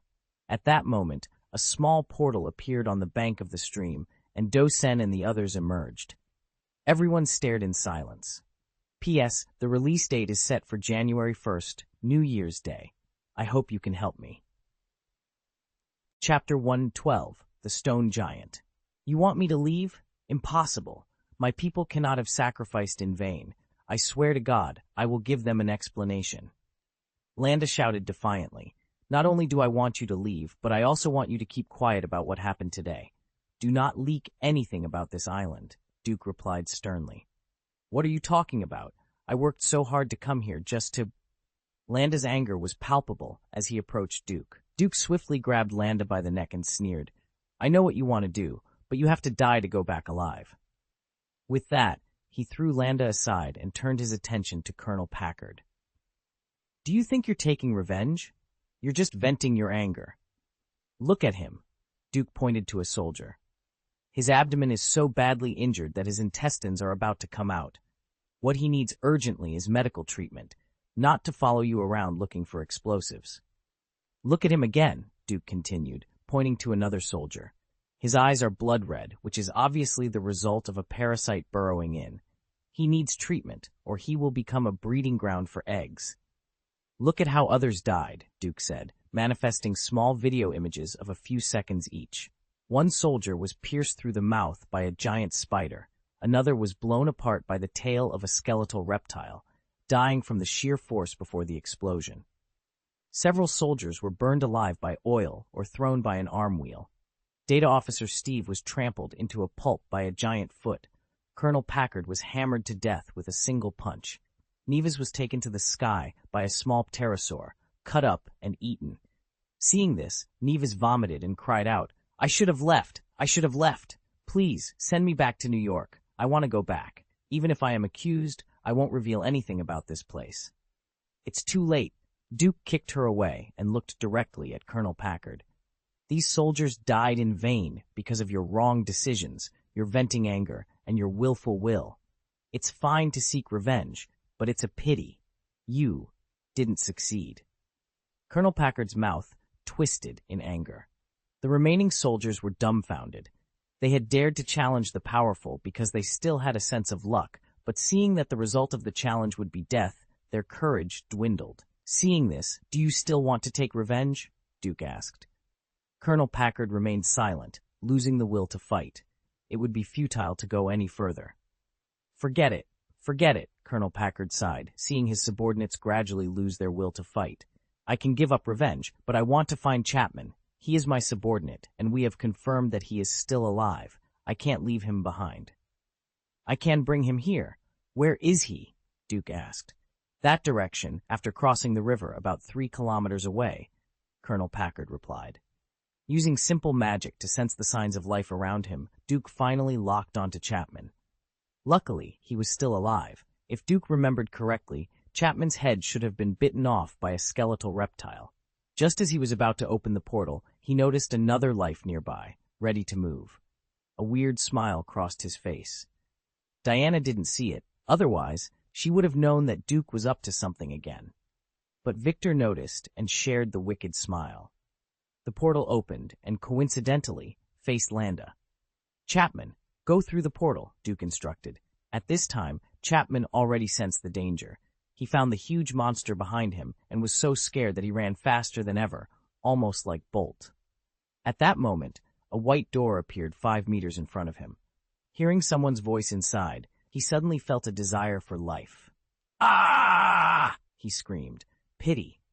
Despite his efforts, Chapman couldn't outrun the gigantic skeletal reptile. He ran for 10 seconds before Duke deliberately opened the door wide, allowing the skeleton reptile to pounce through. As expected, he was not disappointed. Everyone watched as Chapman ran through the portal, his face full of fear. In the next second, a cloud of blood sprayed out from the portal. Before anyone could react, a huge creature crashed through the portal. Landa, who was only 5 meters away, was knocked out by the impact. The black man next to him, Brooks, was also caught in the chaos and was thrown aside. A large piece of his sternum collapsed, leaving him lifeless. Empress Shan patted her chest in fear. Fortunately, she had moved to Duke's side instead of standing with Brooks. Otherwise, she would have met the same fate. The sudden change in the situation left Packard stunned. Fire! Fire! Fire! He shouted. The sound of gunfire filled the air as bullets crackled and hit the skeleton reptile. The creature, still confused by the sudden change in its environment, was met with a barrage of bullets. Angrily, it swiped its massive tail, sending a few more unlucky souls flying. Duke laughed darkly to himself. He had many ways to prevent people from leaking information about the island, but Landa was a different story. Landa had come to investigate and would return with news to have the island sunk in revenge for his fallen comrades. Therefore, Landa would never compromise. It was strange. The creature that destroyed the Lawton ship was like Godzilla, but what was King Kong's role in all this? In Duke's view, Landa, like Colonel Packard, was more interested in venting anger than seeking revenge. Colonel Packard was somewhat reasonable, but Landa had clearly lost his sense of reason. He was obsessed with killing any large monster he encountered. Desperate to collect evidence, Landa was still taking pictures in the cemetery of King Kong's parents when the skeleton reptile attacked and swallowed him whole. If Landa survived, he would send out information that would lead to Skull Island being bombed and sunk. To keep King Kong alive, Landa had to die. Duke knew he had to kill Landa, but it was complicated with Diana around. She wouldn't allow him to kill, especially since Landa wasn't a bad guy on the surface. This put Duke in a difficult position. He had originally planned to kill Landa in King Kong's cemetery and then let a skeleton reptile appear in the chaos. But fate intervened when a young skeleton reptile chased Chapman. Seizing the opportunity, Duke opened the door and let the creature through. As expected, the unfortunate Landa was knocked headfirst and flew tens of meters away, dying instantly. As for Brooks, well, he was just collateral damage. With his plan succeeding, Duke turned his attention to the next step, dealing with the skeleton reptile. He clenched his fists tightly, and they glowed with an earth-colored light. The ground trembled violently, and then a huge stone arm tore through the earth, grabbing the skeleton reptile's mouth and pressing it heavily to the ground. End of this chapter. Chapter 113. Thought it was a giant hedgehog. Almost at the same time the firing ceased, everyone's expressions froze in shock, mouths agape, eyes wide. The scene before them was surreal, a 20-meter skeleton reptile facing off against a similarly massive stone giant. The stone giant, resembling a square version of the Hulk, had arms as thick as the skeleton reptile's body. With a massive hand, it grabbed the reptile's head, slammed it heavily onto the ground, and then repeatedly lifted and smashed it. Bang, bang, bang. Before long, the skeleton reptile was dazed. However, the reptile was not defenseless. Its claws were enormous and razor-sharp, leaving deep gashes on the stone giant's chest. Recovering from the initial assault, the reptile lashed out with its tail, knocking the stone giant down. It then pounced, tearing and biting ferociously. But the stone giant's body, made of hard rock, withstood the assault, suffering only minor scratches. Enraged, the stone giant grabbed the reptile's tail, swung it in a wide arc, and hurled it away. The black boy, who had been caught in the chaos, was fatally injured by the violent ground vibrations and succumbed to his wounds. Roar! The skeleton reptile, undeterred, charged again. Despite being clearly outmatched, it showed no fear. The stone giant, in a mocking gesture, raised a middle finger. The reptile, oblivious to the insult, continued its attack. Suddenly, the stone giant raised its thick arms and slammed them into the ground. In this world, elements reigned supreme. As the giant's fists struck the earth, countless spikes erupted, impaling the skeleton reptile in an instant. From a distance, it looked like a giant hedgehog. Despite its gruesome appearance, Duke had explained that the skeleton reptile was not dead. The ground spikes had pierced its body, arms and tail, pinning it immobile. Duke carefully measured the situation, found the right spot, and with a 40-meter ice blade, sliced open the reptile's side. Its stomach contents spilled out, including a partially digested, acid-corroded head. Ouch! Shan vomited on the spot, her face turning pale. The surviving soldiers clenched their fists in mourning. Duke opened a portal. Tiny, he called. Tiny was the name of the golem. Tiny shook its massive head, dispersed the ground spikes, grabbed the limp skeleton reptile, and threw it into the portal. Meanwhile, in Karajan. Ouch! What is this? It's so disgusting, Doubtson Carlos said, feeling nauseous. I wish I had gone there. It seems the battlefield was very exciting, Samir said enviously. Charles and Beast, standing nearby, were bewildered. Is this a prehistoric giant, Beast? Charles asked, dumbfounded. This thing is over 20 meters long? According to the boss, this is still in its infancy. Samir replied. Infant? How big is an adult? Beast was equally stunned. Despite his enhanced abilities, he felt insignificant compared to the creature before him. No matter how superior his functions were compared to ordinary humans, he couldn't match the beast's claws. Duke's warnings about a potential doomsday seemed plausible. If hundreds of these creatures appeared, New York could be leveled. The professor pondered whether his abilities would be effective against such a creature. Fortunately, this one was about to be contained. After the skeletal reptile wailed for a few seconds, it finally lowered its head heavily and died. Its stomach had been cut open. How could it not die? Then, a purple transparent soul body, also more than 10 meters long, floated out. It looked around in a daze, howling anxiously.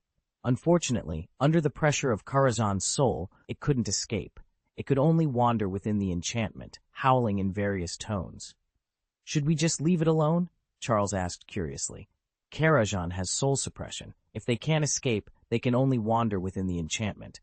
Don't worry about them. When the boss comes back, he will train them well," Samir explained. He then shouted into the tower. "It can be dropped."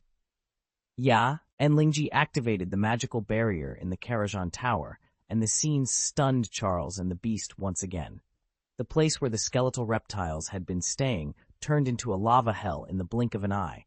This was no illusion. The reptile's body burned to ashes within 10 seconds. "Hiss? What is this?" Charles asked, bewildered. Samir smiled. "This is a trap. I don't fully understand the specific mechanism, but there are traps everywhere in Karazhan's enchantment, so don't move around carelessly." After speaking, Samir took out a magic item. "Boss, the experiment was successful. These skeletal reptiles can indeed give birth to soul bodies." "Well, that's good. Then I'll throw in a few more." Duke's voice came over. "Understood, boss," Samir replied as the sound disappeared. "When will Mr. Duke come back?" Charles asked, eager to know when the mutants' plan could be started. The boss didn't specify, but it should be soon. It shouldn't take more than 3 days. "Ah," Charles acknowledged. As it turned out, Duke didn't just throw in a few more skeletal reptiles. He threw in dozens over the next half day. He took an entire lair of skeletal reptiles and then threw the Beastmaster into it. There was no need for Samir to take action at all. The traps in the barrier could be activated to kill them. They were either burned to ashes, frozen into ice sculptures, drowned, struck by lightning, crushed by large stones, or met other tragic ends. Ultimately, they were all thrown into the lava hell and burned to ashes. During this day, Charles and the Beast were astounded, their understanding of the world refreshed countless times. The Beast King of the skeletal reptiles was more than 80 meters long. An adult skeletal reptile was about 40 meters long, but adult didn't mean it had stopped growing. Today's Uncle Wolf and Brother Who had a rough time. They were blown away by all kinds of tails, shredded with claws, or continuously smashed into the water. Despite their physical strength, their attack power was lacking. Brother Who's nails hardly broke the reptile's skin, and while Uncle Wolf's bone claws were effective, they only penetrated the muscles, causing no real damage. However, after being sent flying countless times, the two finally teamed up to kill a juvenile. It's so intense I feel like my healing can't keep up," Victor panted. "I understand now," Logan said. "What?" Victor asked. "Specialization in surgery," Logan replied. "Ha ha ha!" They both laughed. Their ability to deal with these massive creatures was clearly insufficient. Meanwhile, Duke's elemental giants, stone, flame, wind, and water, were hammering the skeletal reptile Beast King in a scene more thrilling than any movie. End of this chapter. Chapter 114, King Kong Wants a Wife. Colonel Packard and his party had already left. Everyone present had signed the contract, agreeing not to disclose what they saw on Skull Island or leave any information, including written records, audio, video, etc. Violating this contract would result in severe consequences, as it was bound by a magical rune paper. When blood was dripped onto it, the terms would turn into light and merge into the contractor's body. This was the power of the rules. Unless a legendary late-stage magician intervened, they would never be able to reveal the secrets of Skull Island. Shan, Weaver, and Dosen hadn't left yet. "Hey, doesn't this scene feel a bit surreal?" Shan pointed to Duke, who was sitting shoulder to shoulder with King Kong on the edge of a cliff in the distance. "I wish I still had my camera." Weaver sighed, lamenting the missed opportunity to capture this extraordinary interspecies conversation. Unfortunately, Duke had confiscated her camera and deleted all the important footage, returning it to her only after they would return to New York. This was why she hadn't left yet. It does feel a bit out of place, Dusen agreed, crossing his arms. At this moment, Duke was sitting on a stone giant, holding King Kong's shoulder like a loyal friend.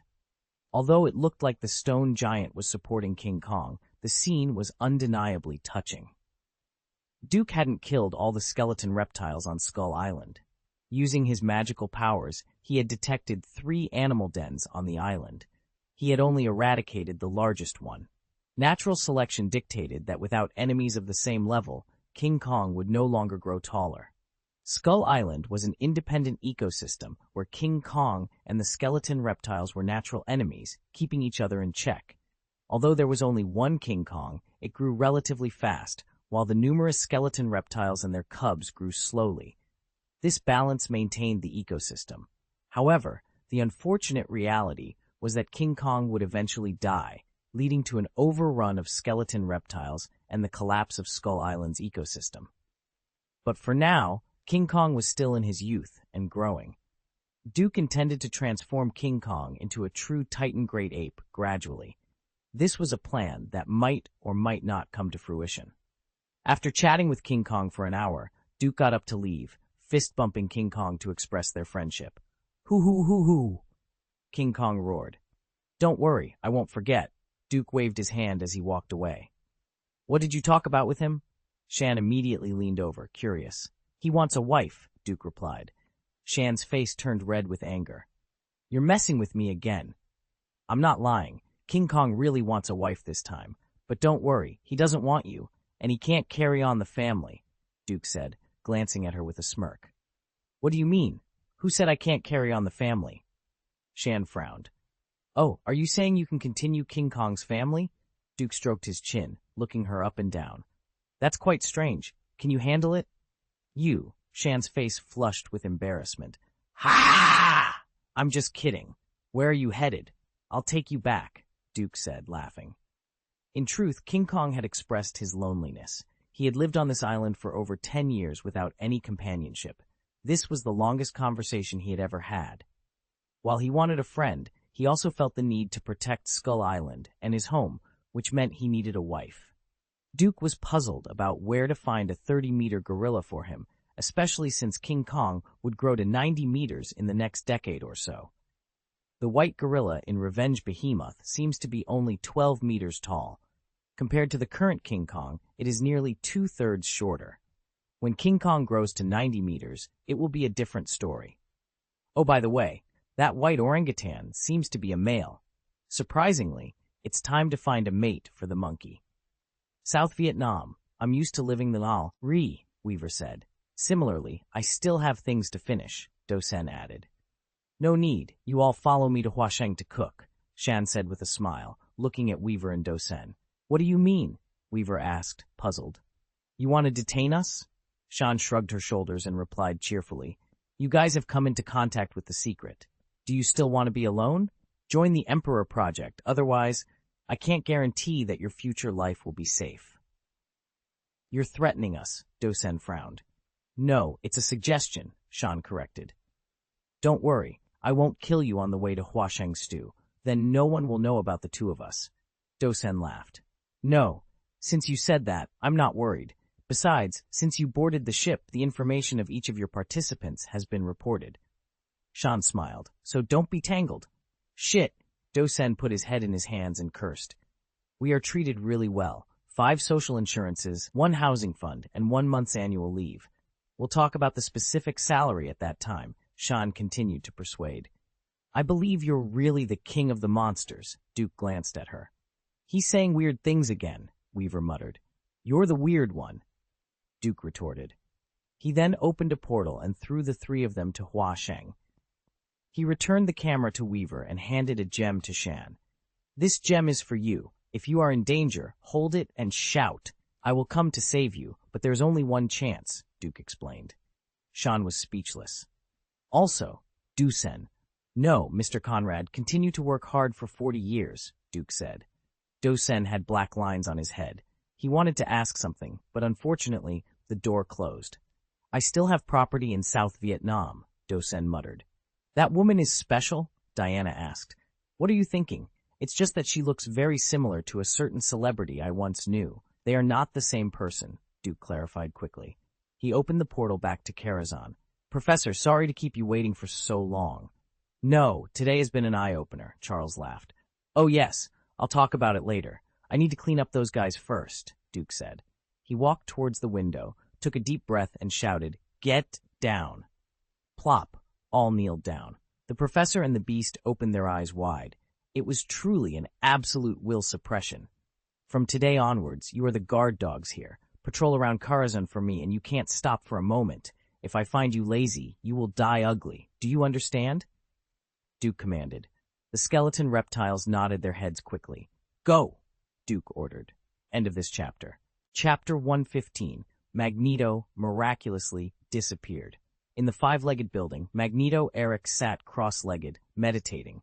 It had been a full 10 years since he killed his younger brother. It seemed like meditation was all he could do. After lunch that day, while meditating, Eric suddenly sensed something was wrong. He looked up and saw a hip. Why was there a crotch above his head? Hey, where is this place? It's so dark. Oh, I'm sorry. I'm standing on top of your head, the visitor said, scanning the surroundings before noticing Magneto at his feet. Oh, sorry. It seems that this is soundproof, the person said, knocking on the glass under his feet.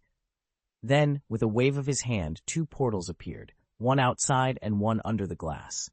When the portal opens, it actually opens in pairs. One is in front of Duke, and the other is at the destination. For example, if you open the portal on the outskirts of New York on Skull Island, someone there would see a white light curtain.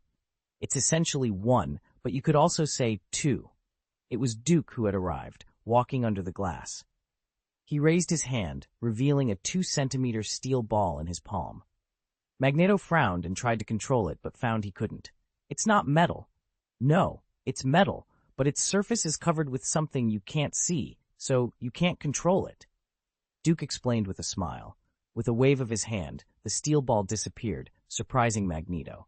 Then, Duke did something even more surprising. He lay down and patted the side, indicating for Magneto to lie down too. After a moment of hesitation, they lay down side by side. Who are you? Eric asked. Duke, here to save you. Why?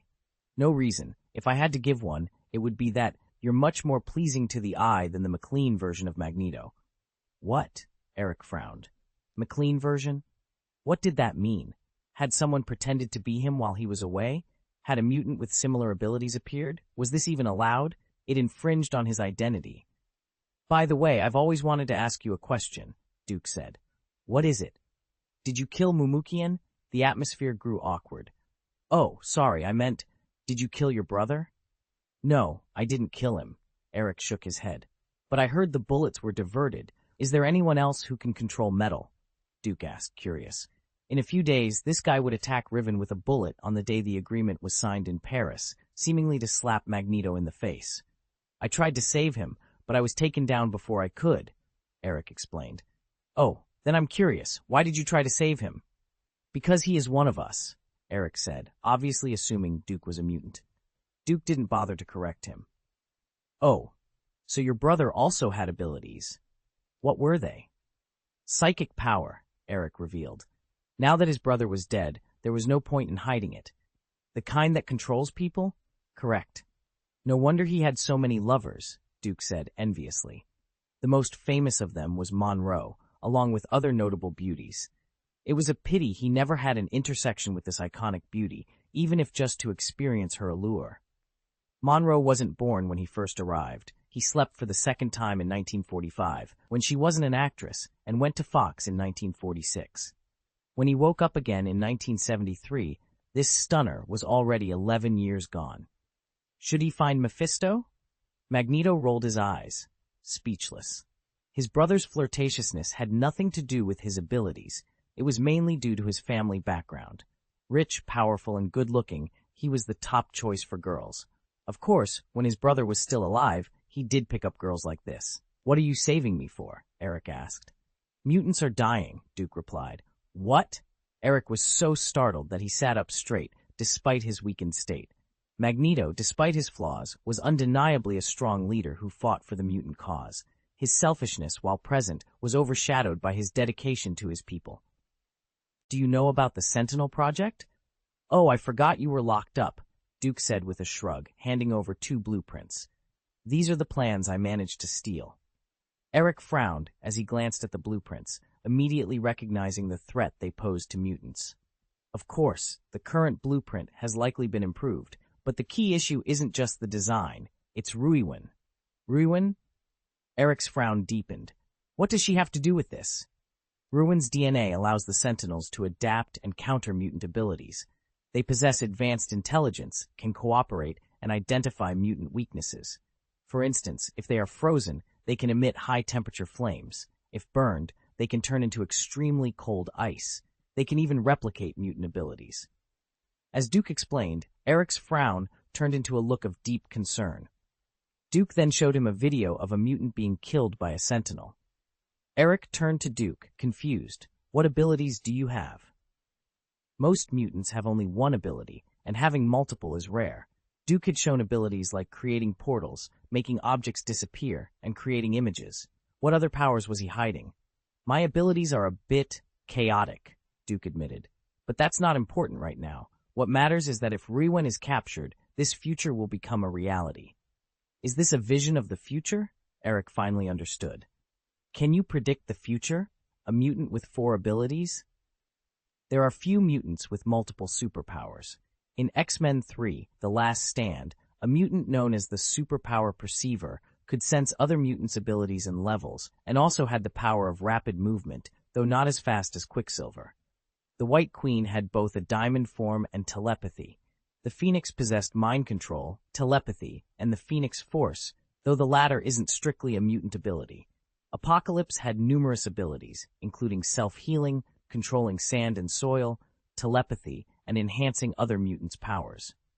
Despite his many abilities, Apocalypse was defeated by the Phoenix. Perhaps he was overwhelmed by his own powers, hesitating on which to use, and was taken down in an instant. This suggests that specializing in one area can be more effective than spreading oneself too thin. "Do we have to discuss this here?" Eric asked, frowning. "Oh, right," Duke said, opening a portal. The 2 of them disappeared through it. About 3 hours later, when the guards came to deliver dinner, they found Magneto missing. The alarm bells of the entire facility began to ring incessantly. End of this chapter. Chapter 116. Logan wants to leave. Magneto felt a bit dizzy. In fact, everyone who passes through the portal for the first time experiences this disorientation, but it usually subsides after a few seconds. Unfortunately, before he could recover, he was greeted with a punch to the face. "Charles?" "Old friend, nice to see you. You can still walk," Magneto said, wiping the blood from the corner of his mouth as he stood up. "Thanks to you," Charles replied angrily.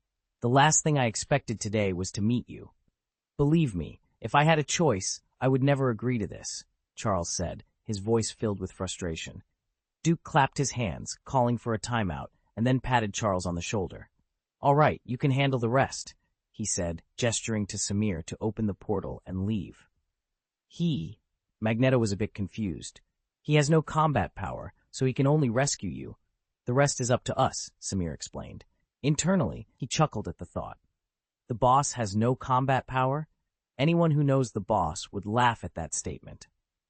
Charles and the Beast looked at Samir in bewilderment, while Magneto seemed to be contemplating Duke's abilities, realizing that he didn't seem like a combat type. "You are?" Magneto asked. "Samir." "I know you, the boss of Heaven's Kitchen. I've only heard your voice, but never seen you in person. I didn't expect to meet you today. Your ability?" Magneto inquired.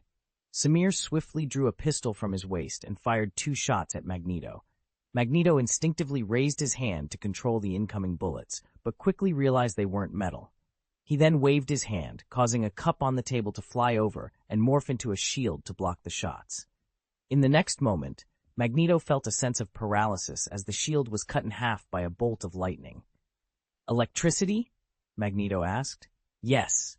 Samir nodded without elaborating. "Welcome to the team."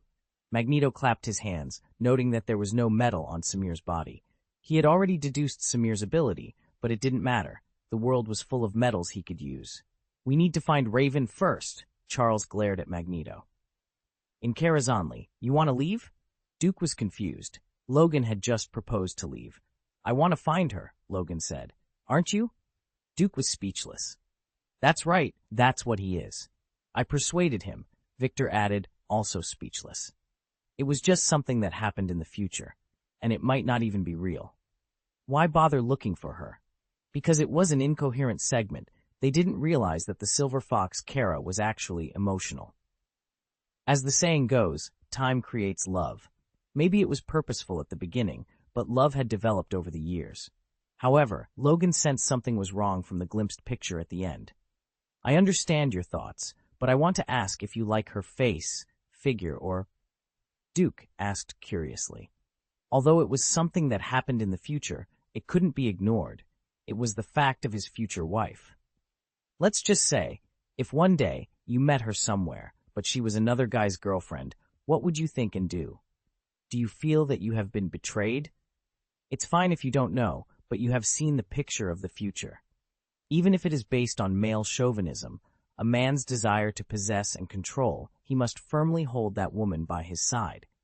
What's the matter if one's own wife becomes someone else's wife? Logan, what I want to remind you is that the silver fox can control other people's thoughts through touch and then control their actions. Actually, you don't necessarily like her, Duke said. Let me just say, you are controlled by her, Victor added. In fact, it might not necessarily be the case.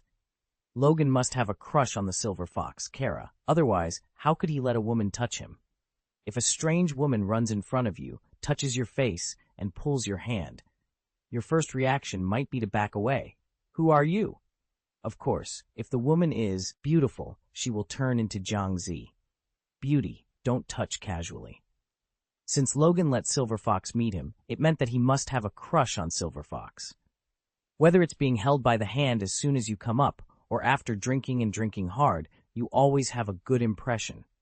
The first good feeling between a man and a woman must come from the outside. Therefore, it is not surprising that Logan saw a style he liked and wanted to find it. There are many reasons. If you want to find her, feel free to, and I won't stop you, but do you know where to find her? Duke asked. You do not know? I know. The future I saw was in a logging camp in the Canadian Rocky Mountains, but that was the future, and it was sent by William Stryker. As for when it was sent, that's up to me. I don't know, Duke said, taking the coffee from Diana. Thank you. It's not easy to peek into the future, and it's not like if you give me a photo, I can see her past, present, and future. The Rocky Mountains are so vast. Logan frowned and thought hard.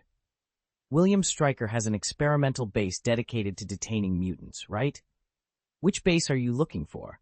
Duke frowned. It stands to reason that there should indeed be such a research base, but I don't know where it is. Days of Future Past and Wolverine 1 are at the same point in time when they are looking for meteorites, so William Stryker should, perhaps, have a base. But more likely, not necessarily. You must know that the plot behind Wolverine 1 was around 85. At this time, William Stryker said that he has cooperated with mutants for 20 years. The implication is that he had an intersection with mutants around 65, but now it is 73, and they have only cooperated for 8 years, and now he is still with Bolivar Trask. So that base does not necessarily exist. Even if it exists, Wolverine 1 does not say the exact location, only that it is an island. Even if I know where the base is, I don't think that the Silver Fox, Kara, has fallen into the hands of William Stryker. Your future time should be around 85, at least 12 years from now. And the younger sister of the Silver Fox, Kara, was only born a few years ago, so it is not likely to be caught. Mutants rarely awaken their abilities at birth, and most of them encounter disasters, diseases, etc. later, when their genes explode. Therefore, Kara the Silver Fox should not have fallen into the hands of William Stryker by now. Logan sighed. If you really want to find that person, fine. I will ask Charles for help when this matter is over. During this time, you should live here first, Duke said. Charles? Logan wondered. A powerful psychic, his brain can search for any mutant in the world, Duke said. So powerful? Victor was a little taken aback. Yes, psychic abilities are powerful. Logan nodded. Okay, Oh yes, one more question. What? Judging from the appearance, in 85, the silver fox Kara was only 30 years old. Now it is 73, a difference of 12 years. After speaking, Duke smiled meanly and left. This made Logan a little confused. What do you mean? Later, Victor laughed loudly. Wow, ha ha ha ha! I laughed so hard. You don't think that people live as long as us, but their appearance remains the same? There is a difference of 12 years, and she is only 18 years old now, maybe not even 20. She's still a child. The implication is that you actually want to find a child. So what? It is said that Logan is also embarrassed. End of this chapter. Chapter 117. There is still a difference. Yan, you are in charge of monitoring Logan during this time until I come back. If there is any change in him, please notify me immediately. Okay. Well, you can go now. As Yan Lingji left, Diana looked puzzled. Why? I'm worried that the future Logan might return to the current Logan's body, Duke explained. What do you mean? Diana asked, even more confused. Actually, there are two possible timelines for the future of mutants. One is the normal timeline where they are destroyed.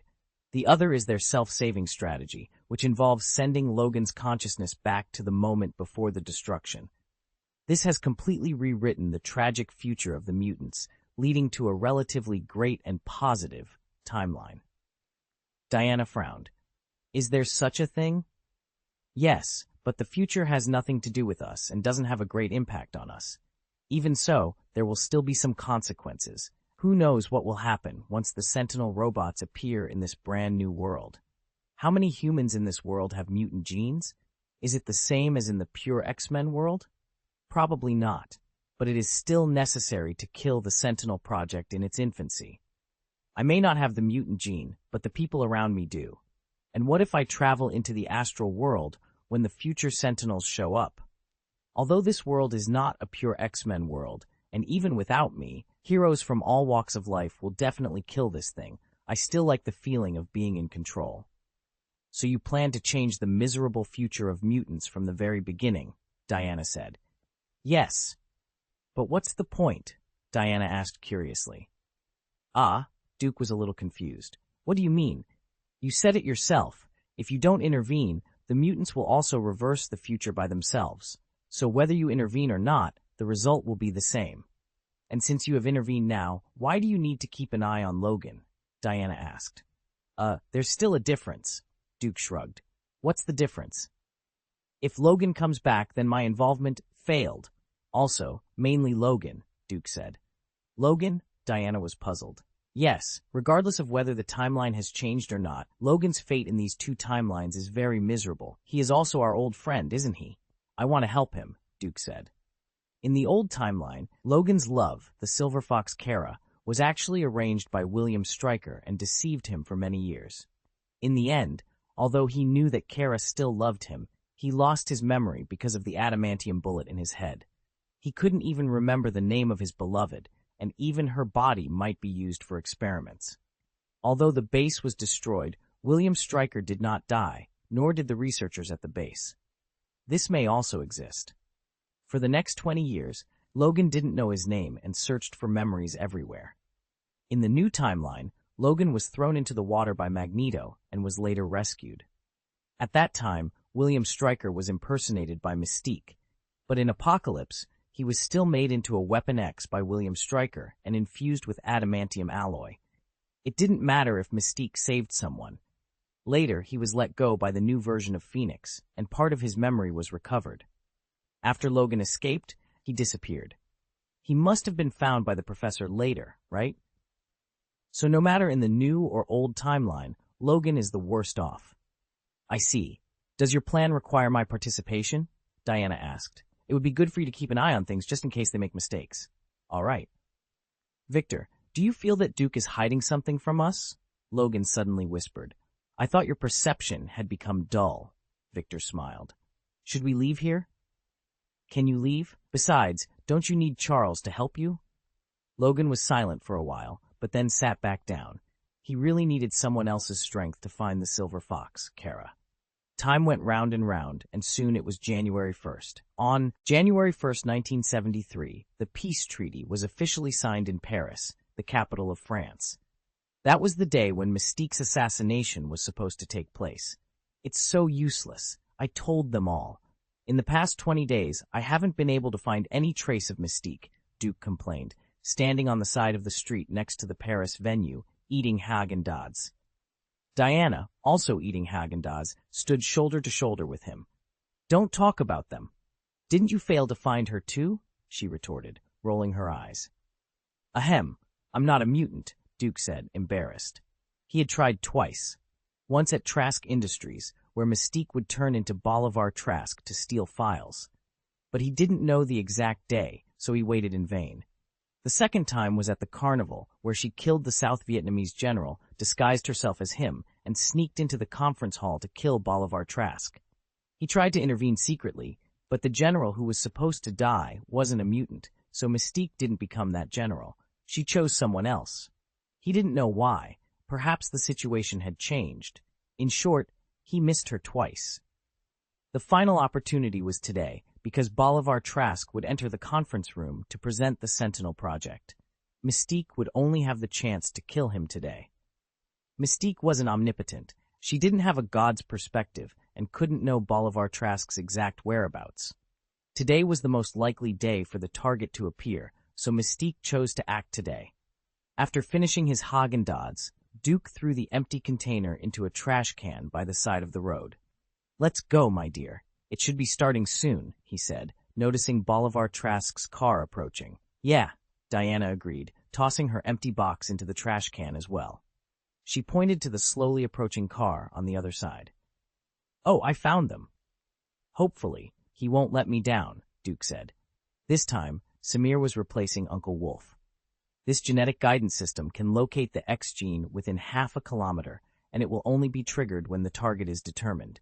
With this weapon, we will not hurt innocent people. Even if I turn it on here, it will also. Bolivar Trask was interrupted as the system activated, emitting a red light and a beeping sound. For a moment, everyone present was a little dazed. Unless, here, there's a mutant. The instrument finally pointed at a bald man. It's actually this guy? Outside, Duke was laughing so hard his stomach hurt. He had thought Mystique would choose someone with a mustache and a 3 to 7 part hairstyle, but she had chosen a bald man with a mustache instead. The bald man instantly turned blue as Mystique revealed herself. End of this chapter. Chapter 118, Taking Mystique Away. Bolivar Trask was already dumbfounded. The sirens of the instruments were blaring red, indicating that all the people present were mutants. Well, almost all. He wasn't, and neither were a few others. But there was no time to think about that. He needed to run. Magneto was too absorbed in his painful decision to notice. If he had, he would have realized that Samir and Carlos were not mutants. But his pain was short-lived. After a few seconds, he made his decision. Magneto was a hero who chose to sacrifice a few to save the many. Interestingly, he made the same choice in both the old and new timelines. In the old timeline, X-Men 3: The Last Stand, Mystique was poisoned and lost her abilities, and Magneto chose to abandon her. In the new timeline, Magneto decided to kill Mystique to remove the potential danger she posed to mutants. In both timelines, Mystique fought back. After being abandoned in the old timeline, she directly informed the military about Magneto's base. In the new timeline, she shot Magneto in the neck and knocked him unconscious with a kick. Raven. Charles. We're here to save you, Eric and I, together. I never thought I'd see you again. At this moment, Magneto made his final decision. He raised his hand and grabbed the pistol on the table, pointing it at Mystique. The atmosphere became tense. Both Samir and Carlos were taken aback by the unexpected turn of events. Their task was to ensure that Bolivar Trask was not killed. As for Mystique's fate, their boss had not specified. In fact, apart from the 2 solutions to the future of mutants that Duke had told Charles, there was a third option, to kill Mystique and cremate her body, just like Magneto intended. Killing her wouldn't remove her abilities, as they were locked in her DNA, making her corpse valuable. However, this method would lead mutants down a completely different path. Charles would never forgive Magneto, potentially causing another war among mutants. Eric? Mystique was surprised. Eric, what are you doing? Charles was furious. He suddenly realized the meaning of the sorry Eric had said to him. Eric had decided from the beginning to kill Mystique to ensure peace. Save our future. Forgive me, Mystique. As long as you are alive, we will never have peace, Magneto sighed. Eric, Charles, stop him with your power. He can't. Mystique gritted her teeth and jumped towards the window. At that moment, the gun fired and the bullet chased after her. The beast pounced, but it was too late. The sudden change left Samir dazed, but Carlos acted quickly. He rushed forward, swinging his sword. Clang! The bullet was split in half and changed direction. Magneto was stunned, but then he shook his hand, and the separated bullets chased Mystique out of the window. Damn it! Carlos froze for a moment and was about to rush out. Hey, calm down. Calm down, Samir quickly grabbed Carlos. If you rush out like this, you'll be seen as an armed threat. Carlos looked at his swords and then turned angrily to Magneto. He had intervened because he couldn't stand seeing Mystique, another woman, abandoned. She wasn't Duke's subordinate and wouldn't follow his orders blindly. Magneto was already fighting with the beast, so Carlos didn't need to teach him a lesson for now. Outside, Duke had already set his sights on Mystique. Really, doing things so recklessly, Duke muttered, waving his hand. Incinerating the blood dripping from Mystique, Duke waved his hand and opened up a mirror space. It was somewhat similar to the mirror dimension of Camartage, but not entirely the same. Mystique, who was running, was taken aback for a moment and then stopped in her tracks. She had just passed through a person. No, to be precise, someone had bumped into her, but instead of knocking her down, he passed through her. This made her realize something was wrong. She tried to touch another person in front of her and indeed passed through them as well. Immediately, she became alert. Who is it? Who? The person who saved you. As the voice fell, she found two people standing not far away, a man and a woman. The woman was beautiful. The man was ordinary. Cough, cough. If Duke knew what Mystique was thinking at that moment, he would probably throw up his sleeves and leave. Ordinary? Your whole family is ordinary. Brother, this is called handsome, okay? Heal. A green light rose from Mystique's wound, and tumbling leaves could be faintly seen inside. Then a little itchiness followed. Mystique was surprised to see how quickly her wounds were healing. In less than 5 seconds, the wound was completely healed. This is Duke's newly drawn card, Archdruid. Druids don't actually use magic, but natural energy, which the system has judged as natural magic. The role of the Archdruid is legendary. According to the level, the card should be an S card, but after drawing it, Duke discovered it was an A card. The reason? It was just a healing card, with no bear, wild, or bird forms, just healing. No wonder a character from the legendary realm was rated as an A card. Duke opened a portal. Let's go. You? Who are you? Looking at the strange portal, Mystique didn't go in but took a step back. Although we haven't met, we are considered acquaintances. When you were young, you often ran to my house, and that little Charles, even though you never succeeded, Duke said. Mystique suddenly realized, you're from Karazhan. My name is Duke, and I am the owner of Karazhan. This is my wife, Diana. I informed Charles and asked them to come to rescue you, but unfortunately, it seems they messed up. Fortunately, I couldn't rest assured and decided to take a look myself. Duke smiled and raised his hand to invite her. Let's go. Charles informed you? Mystique's suspicious nature didn't allow her to believe it immediately. It's me. That. Why are you so troublesome? The last thing Duke wanted to deal with was a troublesome woman. One problem after another was annoying to death. With a wave of his hand, Mystique was swallowed by a flash of the portal. After recovering from the dizziness and discomfort, Mystique realized that what she saw in front of her seemed to be a hotel suite. End of this chapter. Chapter 119, Mystique enters the game. To address the trouble posed by mutants, there is one intuitive solution: control Bolivar Trask and have him cancel the Sentinel project himself. For Duke, this is not difficult. A simple spell of spiritual magic could achieve it. For Charles, it would likely be just as easy. However, this approach does not solve the problem permanently. Even if all materials related to the Sentinel project were destroyed and Bolivar Trask voluntarily terminated the project, what about all the researchers involved? Should they all be killed or controlled? As long as one person inherits Bolivar Trask's work, the plan could be restarted in the future. The issue isn't Bolivar Trask or the Sentinels, It's the perception of mutants themselves. If mutants are seen as evil, society will not tolerate them. Mutants need to show that they are not bad people, but rather good people who can contribute positively to society. If mutants want to be accepted, they must do things that benefit society. Gradually, they will be accepted. You mean, if I had assassinated Bolivar Trask today, I would have been caught? Mystique paced back and forth anxiously. Yes, you should know that someone stunned you, right? Duke replied. That Major, Mystique responded. It's not him. The one who stunned you in the future is William Stryker. He is also a Major, but he has already been killed by me. In the original future, without Charles and the others to rescue you, you would have been captured by him, and William Stryker is dead, but a new Major has appeared next to Bolivar Trask, doing the same thing as William Stryker, stunning Mystique with a stun gun. Then they would experiment on me day and night? Mystique asked. Duke nodded, feeling that the situation was indeed grim. Am I going to die like this? No. After that, you escaped. It didn't take 20 years, but it was almost the same. At least 10 years, Duke said. 10 years of torture, Mystique gritted her teeth tightly. Your brain tissue, spinal fluid, bone marrow, etc. were all taken away by them. Enough, Mystique suddenly yelled, squatting down and holding her head in pain. The thought of having her brain tissue removed was hellish.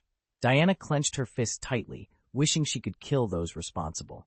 Experimenting on humans is unacceptable, even if the subject is a mutant. After a long time, Mystique stood up. So now, has the future been changed? It should be successful. I was not caught.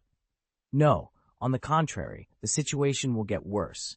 From now on, Eric is not only trying to kill you forever, but he also wants to kill Bolivar Trask, the president, and even instigate the mutants to formally wage war on humans, completely walking the path of villains. Duke shook his head.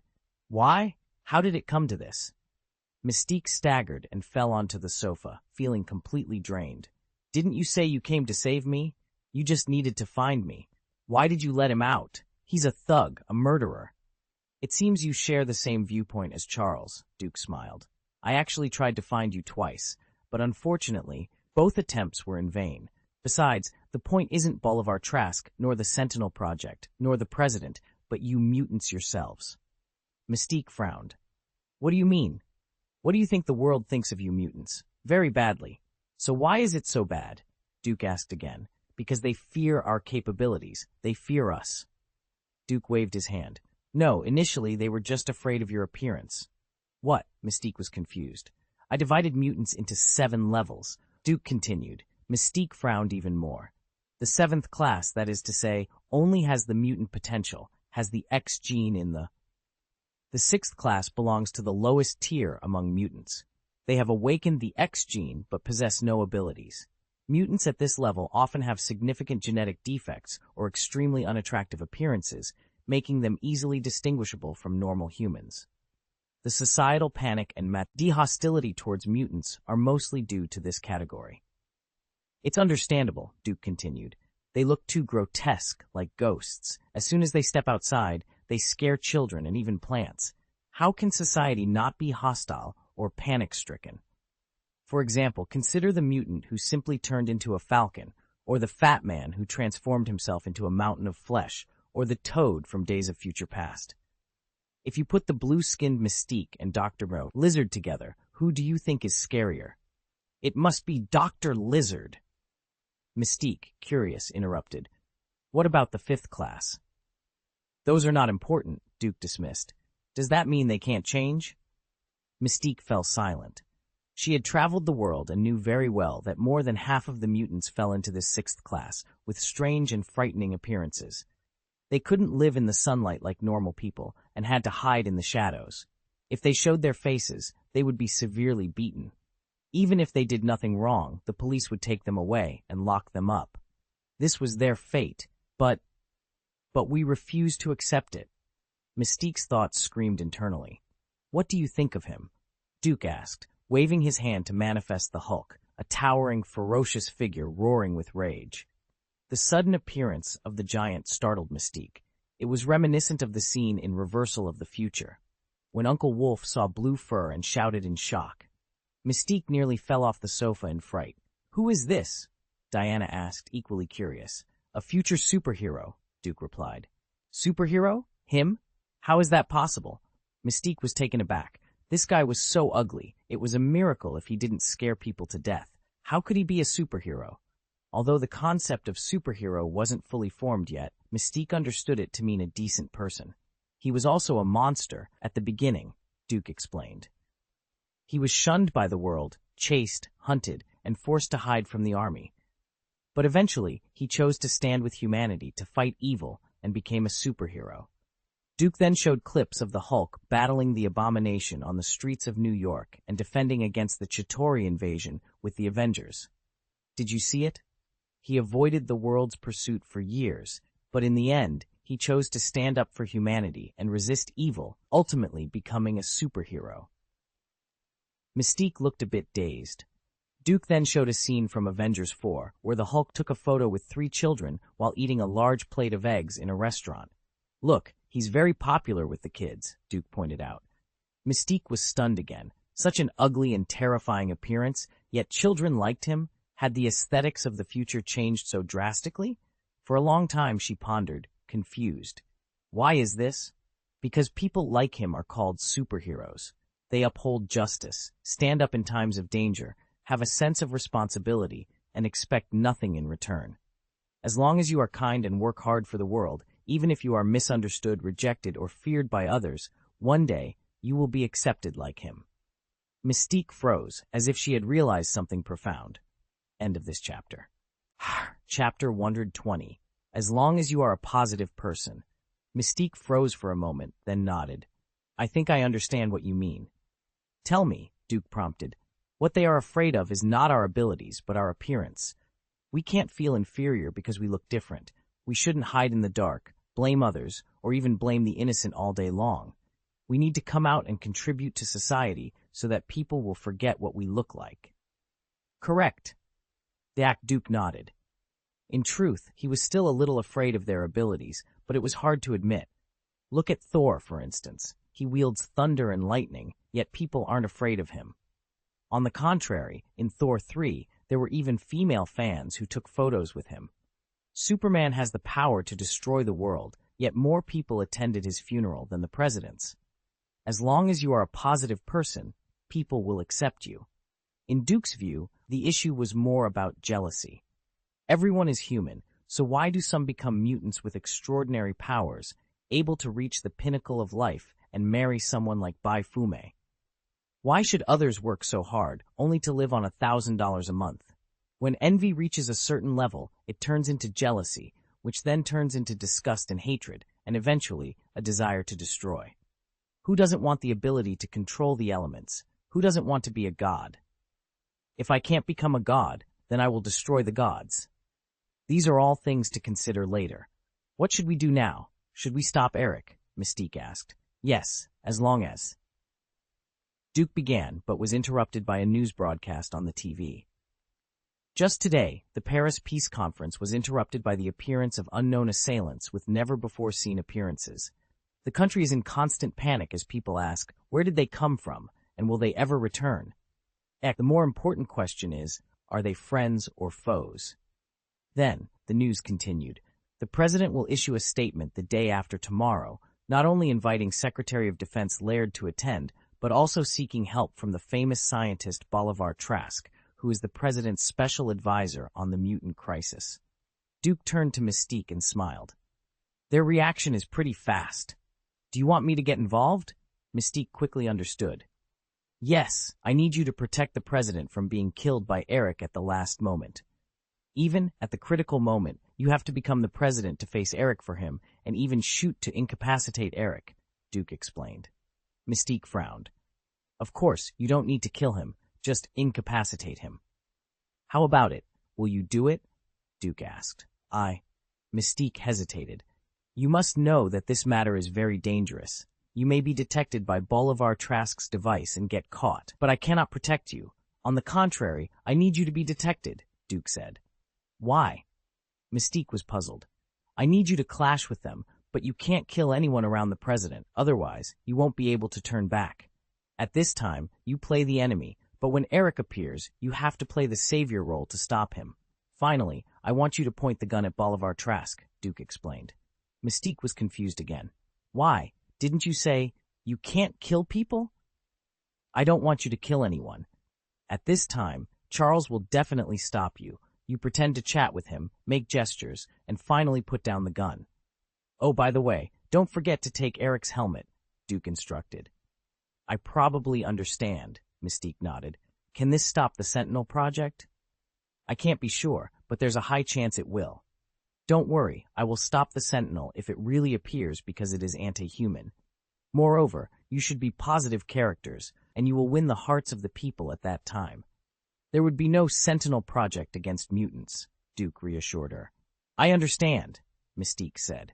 As if thinking of something else, Duke added, Oh, by the way, I won't tell Charles about this.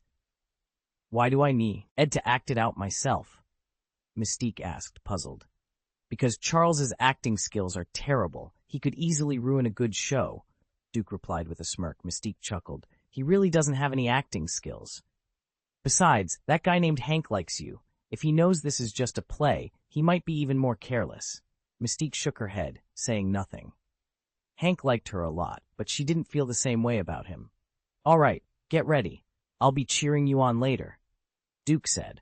Without another word, Mystique turned and went to the bedroom to rest.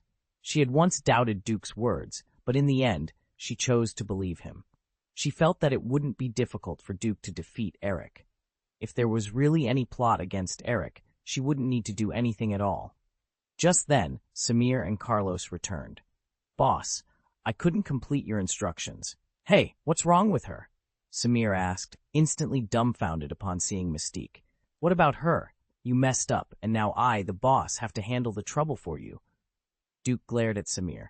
You are his subordinates? Mystique suddenly realized. Well, the boss arranged for us to help, Samir said. Correct me, I'm not his subordinate, Carlos interjected. Well, you are my sister. My name is Duke, and your name is Doubtson. Go back first. The battle the day after tomorrow is the most important thing, Duke said, waving his hand. Okay. Samir and Carlos replied in unison. At this time, Charles also saw the report. If she kills Trask on such an occasion, under global attention, then everything will be over. Charles sighed deeply. 2 days passed in the blink of an eye. Magneto made a grand move, lifting an entire stadium and surrounding the White House with it like a ring. Damn! This bastard is really strong, Samir exclaimed, stunned by the scene. He followed Charles closely, as Duke had tasked him with protecting the professor today. Amidst the chaos, Mystique, disguised as a secret agent, successfully infiltrated the highest security iron shell, a large cube made of solid metal, impervious even to a nuclear attack. But they seemed to have forgotten that Magneto controls metal. Hiding in it was futile. Magneto would eventually find them. Inside the iron shell, Bolivar Trask's detection instrument beeped. There's a mutant here. Remembering Duke's words, Mystique decided to act as an attacking enemy and immediately drew her gun. Unfortunately, a group of agents quickly subdued her. Oh, no. I need to live, she pleaded.